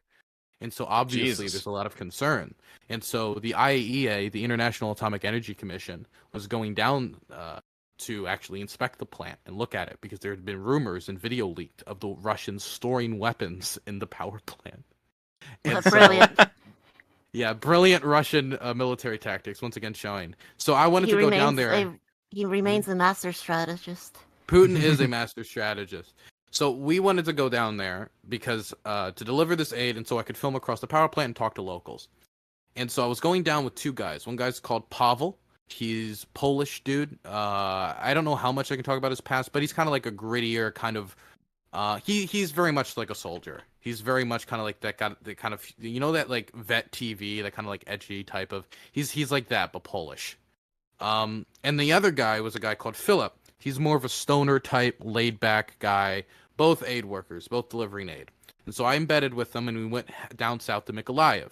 And the first thing I did is I went to a local hospital, and I interviewed the hospital staff. And throughout the day, we had heard artillery like in the distance, making impacts, but it was always in the distance. And the thing is with artillery at a distance is it just sounds like a thunderstorm, but with none of the rain and none of the lightning. It's It like just a sounds distant clap. Yeah, exactly. It's just like a distant like thunder. It feels like we always called it thunder without the storm. That's what Philip ended up naming it. And so we went to this hospital in that environment. We talked to the hospital director, and he gives us access to go to a trauma center that was bombed by the Russian military. And so for us, that's like great. We have like access to go film in the wreckage and like show it, and we go and we do that. Just out of curiosity, is the footage on your YouTube channel? Of what I'm about to say, not of a little bit of the trauma center, but everything I'm about to say is on my YouTube channel. Okay, actually, it's on my YouTube channel. So after the story, you can go watch it. I made sure to pin the comment, so go check it out, guys. But let's hear what's going on. So we were on top of the hospital. We were just gonna record like an end of video, like this hospital, da da da da da, and then we hear like a clap in the distance, and we look to our left, and there's a smoke, like a trail of smoke that would be left by either a jet or a missile. So it was a missile. And then we hear another clap and another clap. And we realize that about half a mile from us, the Russians are bombing something with missiles. And so we try to turn the camera towards it. We don't get much of a shot, but we were very lucky to be on the roof of a building while this was going on. We just didn't get the camera shot. We got the audio, but we didn't get the camera shot. It was like 4 or 5 explosions from rockets, and we saw some of the anti-air fire actually being fired at the rockets, trying to knock them out of the sky before they made impact. And so we're like, wow, that's a pretty interesting end to this interview at the hospital. We get off, we talk about it, like what's going on, like why are they straight, what is over there, what are they trying to hit, like like we're just talking about it. But then we're like, there's been a busy day, let's go get something to eat. And I, being an American fat American, I wanted to get a steak and milkshake. And so we go. That moment. Hold on. It better be well done and dipped in ketchup. It was fantastic, actually. They really know how to cook steaks over in Ukraine. And so I had a fantastic steak and milkshake. We're eating at this like little restaurant diner place. It's in an area of the town full of restaurants and apartment buildings and homes. Like it's kind of like we're in the city center, so to speak. And so while we're in there, I start getting messages from people like, "Yo, you're in Mykolaiv. The offensive just started." I was like, "What? The counteroffensive? the Ukrainians are launching a massive counteroffensive right next to you, like towards the Russians. Like, be careful. Jesus. And I'm like, oh, fuck off, right? Because I get told that shit all the time. Like, hey, Dylan, today's the day, right? And sometimes it's from less credible people, and most of the time it is. And so I just kind of like ignore it. I say, well, if something happens, then I had some idea it was going to happen. But the first person, it's like uncredible people. Then more credible people start texting me like, hey, Dylan, like, be careful. You're in Mykolaiv. Like, this, it's going to get The bad. uncredible people know they're uncredible. No, they don't. They think they're the most credible. Because they're usually just Twitter accounts. They're usually just people who will like reposted information online and like other people's info, and that's how they got popular. And so now they're just doing that, and they think they're like the perfect ascent person, when all they do is just repeat what other people have already told them. But after I get like the fifth or sixth text, the news articles start showing up. Counteroffensive launched. And so I'm looking over the film and I'm looking over the Pavel. He's like, do you see the shit? Like, we're right here. Like, this is right next to us. This is going on. Can we get an embed? Because my mind is immediately like, can we get an embed with these soldiers? But what we're being told is it's a complete media blackout. So we don't know what's going on when it comes to this counteroffensive. We don't really know the fine details. One second. Sorry, somebody came in. But we don't know the fine details. They're not telling us because we had a complete media blackout. And what that means is they're not letting media with these soldiers, and they're not like telling people anything, and they're telling people to shut the fuck up. Right? Basically, if you do know something, and I was being told things, I had to shut the fuck up about it. And so we're like, fuck. So we can't really get in the embeds of doing a media blackout. Loose sink ships after all. So exactly. Yeah. And so we're like, okay, is this going to impact our aid delivery? Because we need to do an aid delivery. And they're like, actually, our route to do an aid delivery is very, very close to what the front line is. So it's going to be an area like 2 to 3 miles from Russian positions we're talking about. So we're talking about well within like shelling range. And I've been within a mile of the Russian position before, and it was not fun. Because we had to like run away from drones that had spotted us and like hide in the trees and shit. It was not a fun time. So I was thinking about like, fuck, so this is gonna make our delivery like so much harder. So then we get out of the building, we start walking towards this blue van, which was a savior to us because it was like an actual van with air conditioning, which was like holy shit. That was like heaven. We had space and shit instead of our Skoda with no suspensions. And so I'm walking towards the van, and then an artillery shell just falls 200 feet to my right. Just explodes right there. I saw that. And like in your video. It was very, very close. Shrapnel could have hit me. And thankfully I had been carrying my camera. So I pressed the record button. There's no intro. We're just on the wall now. Like, fuck, what's happening? And then 1 more, 2, 3, 4. Artillery just starts hitting. One after another. Like every 20 to 30 seconds, there would be another explosion. And so we're like on the wall trying to hide behind this tiny little divot in the wall. And I'm trying to speak to the camera. Like, currently we're in the city of Mykolaiv. We were just told the Kherson counteroffensive has been launched. The Russians are responding with an artillery bombardment. I'm trying to like say coherent words into the camera. Because, you know, I'm trying to concentrate on staying safe and making sure I get a good shot and making sure that like everybody else with me, Philip and Pavel, are safe. And then like after the 7th like explosion, which hits really, really close to us, we're talking about, do we get closer? Do we get away because of double taps? But it's just getting closer and closer. And so eventually we make the decision, due to how close these shells were falling, to get in the van and drive away. And so that's what we do. We get in the van and we drive away. Now, the thing is with these vehicles is I fucking hate these cars. I hate these vans. I hate these vehicles. Because when I was in Zaporozhye, we were actually like, I think 2 miles from the Russian position or 3 miles from the Russian position. And our van just broke down. Literally just broke down while we were spotted by a drone. Like, a drone was literally hovering above us, and the fucking thing broke down. And we were just waiting for like artillery to kill us. That's why I always called those things like portable coffins, or just like coffin cars, because those things have no armor. If an artillery shell hits it, you're fucked. All the videos you see online are of artillery shells hitting like vans or armored vehicles and just being torn to shreds. And so I knew there was nothing I could do to protect myself in that van or in those cars when I was in Zaporozhye, because there's no armor. What you're supposed to do is you're supposed to hide it behind the engine, because at least that's something solid that might be able to stop shrapnel if it hits it the right way. And I mean, I remember I was a mile from the Russians, and that same van broke down. And like every single time, it was extremely frustrating because it has nothing to protect you. And so we're driving away in this van that essentially has no armor on it, just hoping it doesn't hit us. And after we drive for like a mile to 2 miles, where all you're doing in there is you're just sitting there, just being like, and this is always how I rationalize it. If it hits me, right, I'm not gonna feel it. I'm not gonna. It's not gonna be like a moment where it's like, oh no, I'm dying. I'm just gonna be dead, right? You might feel it for a second. maybe, but by the time I realize what's going on, I'm already gone, and that was always like a comfort to me, right?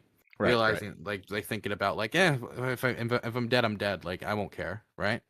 So it's driving away, and I know that's a very callous way to put it, but that was the rationalization process. It was also statistics. I used a lot of statistics in those moments to say, like, hey, like, odds are out of 100, maybe there's like 2 in 5, like a 2 in 100 to a 5 in 100 to a 20 in 100 chance that I get hit. So odds are I don't die here, right? That was also a comfort to me. But we're driving away, and we're able to get 2 miles away, and we park to the side of the road. I get out. I sit down. I'm like, fuck, that is the closest an artillery shell's ever hit me. I'm trying to gather my breath, because like an artillery, like, that was really close. It could have, if it just hit me the wrong way. The thing is with artillery and shrapnel and all these things is they're just hunks of metal being thrown around, and you can really just be torn in half. It's just like hunks of metal. The tiniest bit of metal, if it hits your neck, you're fucked, right? It's really crazy how small these things are and how they can just tear you up. Just completely kill you in an instant. These moments where you realize just how vulnerable the human body actually is. Humans are unbelievably fragile. Definitely when you're talking about like metals and explosions and these types of things, which can tear you in half, traveling at insanely high speeds. And so I'm at this new place trying to gather my bearings, and then another artillery shell falls within like 150 to 200 feet away from me at this new location. And at that moment, I realized they weren't just peppering one location; they were peppering the entirety of the city center. They were just shelling anything that moved. Fucking hell. Don't move. But then we decide to get in the van and we drive away. And we drive. And the rest of the day, we were basically just chasing these bomb sites, trying to get photos, trying to get pictures, and also trying to stay safe, because anytime the sirens blared, we're like, okay, we got to get cover. We got to get out of the city center. We got to get to the city outskirts. And we're having arguments like the whole day, like, do we go through with this delivery? Like, maybe we shouldn't. Like, this artillery is really bad. Like, no, we need to get this stuff in there. We need to get the film. We decided going through with the trip. We decided to go through with it. But like that whole night, it was constant artillery bombardments, constant sirens. It was constant. And that's when I knew that this counteroffensive was serious, because the Russians aren't doing that for fun. They're doing that because they're panicking and they didn't know what to do. And ultimately, as we've seen, the Kherson counteroffensive was successful. And I was there for the first day. And that was the first day of what would end up being Ukraine's most successful counteroffensive. And now I know why they were panicking so much. It's because they were getting fucking clocked. Ultimately, like, it was like, I think in those bombardments, 2 people ended up dying and 24 others were injured. And for whatever reason, I wasn't one of them. Glad you're not one of them, because otherwise you wouldn't be making content and being awesome. I only care about the videos. You're right. I only care. Very, very sad. Wow, yeah, no, we should have spent more of the stream talking about shit like that. Oh well. Maybe next time. It's okay. Hey, look, if we have another talk, I can give more stories. I got more stories from other locations, just like it. Yeah, and so just to quickly wrap up, you're back in the U.S. You've decided to return in January to go do more?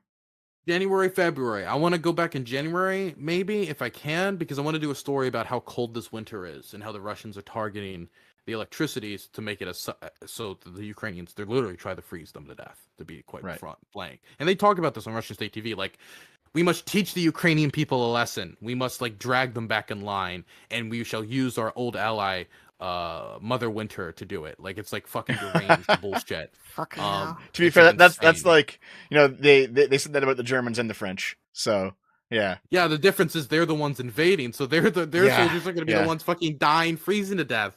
So it's yeah. Anyway, I need to head out. I'm late for the debate. I had a great time talking to you. If you ever want to talk again, just message me. I'd love to tell you more stories if stuff like that interests you. Like we'll show more dick pics. Yes. Fantastic. Fantastic. Get Dev's channel taken down. It'll be Again. be a Absolutely. grand time. Fantastic. Then I can go back to my leftward community and I can be like, look what I did. I slayed another Look, beast. I Fuck. destroyed a fascist. I did destroyed a it. fascist. Give me credit. All right, thanks for being here, man. Awesome. You have a good one, okay? Yeah, see ya. Have a good one, Dylan. Bye-bye. Bye-bye. Yeah, see, he had to run because he's going to go do his debate on his channel that he's 2 minutes late for. We caused him to be late. So that was Dylan. Your lateness is rubbing off on other people. It is. He's definitely more progressive than I am, but that's fine. You know, I can talk to people who are different as long as they're cool. And Dylan's pretty cool in the end. And also, like, I think the war reporter thing is actually pretty exceptional. You know, not everyone has the balls to do that. It's like he's talking the talk and walking the walk. Yeah, man. Yeah. So I'm gonna go. Whether you agree with his politics or not, you gotta respect what he's doing. Exactly. I set it up so that anyone who's still here, you'll be transferred over to Arch's stream once we end it. I'm probably gonna go have some dinner and then I don't know. I was thinking about doing a gaming stream later tonight, but maybe I won't. It all depends on how other things go. We'll see. But Right. yeah. Hold on. I'm probably gonna stream. If not tonight, then tomorrow. Oh yeah, on my are you still Twitch doing? channel. Are you still doing Cult of the Lamb? No, I finished with that a while ago, but I recently bought a capture card, and I haven't been able to break out yet. And I'm gonna. What did you get? Oh yeah, we talked about this. That's right. We talked about this. Yeah, that's right. Did we? That's right. Yeah. Yes, we did. No, I remember. So, now. yeah. Yep. All right. So it's just very basic, like $20-$30 capture card. So it's like I'm gonna be able to stream myself playing on the PS4. Bust my backlogs. Play the original God of War 2018 version, or possibly some Red Dead or Assassin's Creed 2, or whatever, you know. Yeah. People are saying I should keep playing the new Pokemon game because I played it last night. I don't know.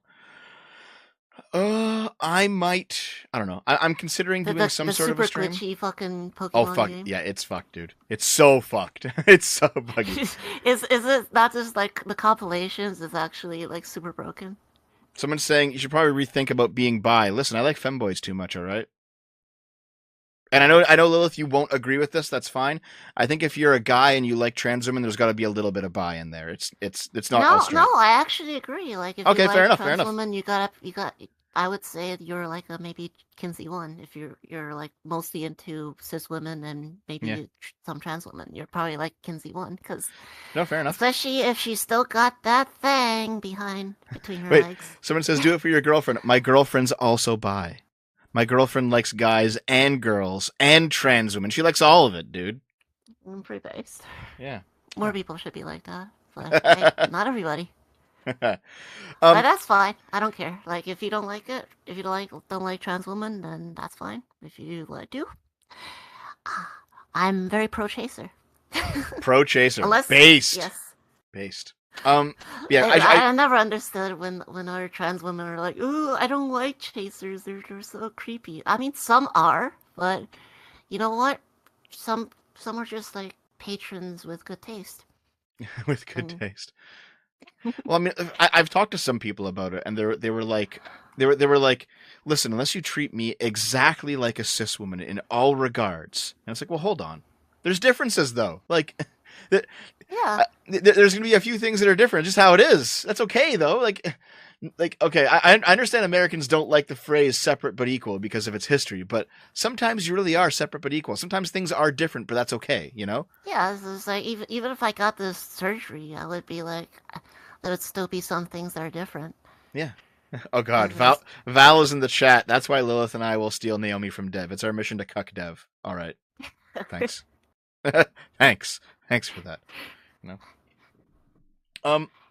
But yeah, I don't know. I guess that was Dylan. Everyone should probably follow him, at least for his Ukraine stuff. If you don't like his lefty politics, that's fine.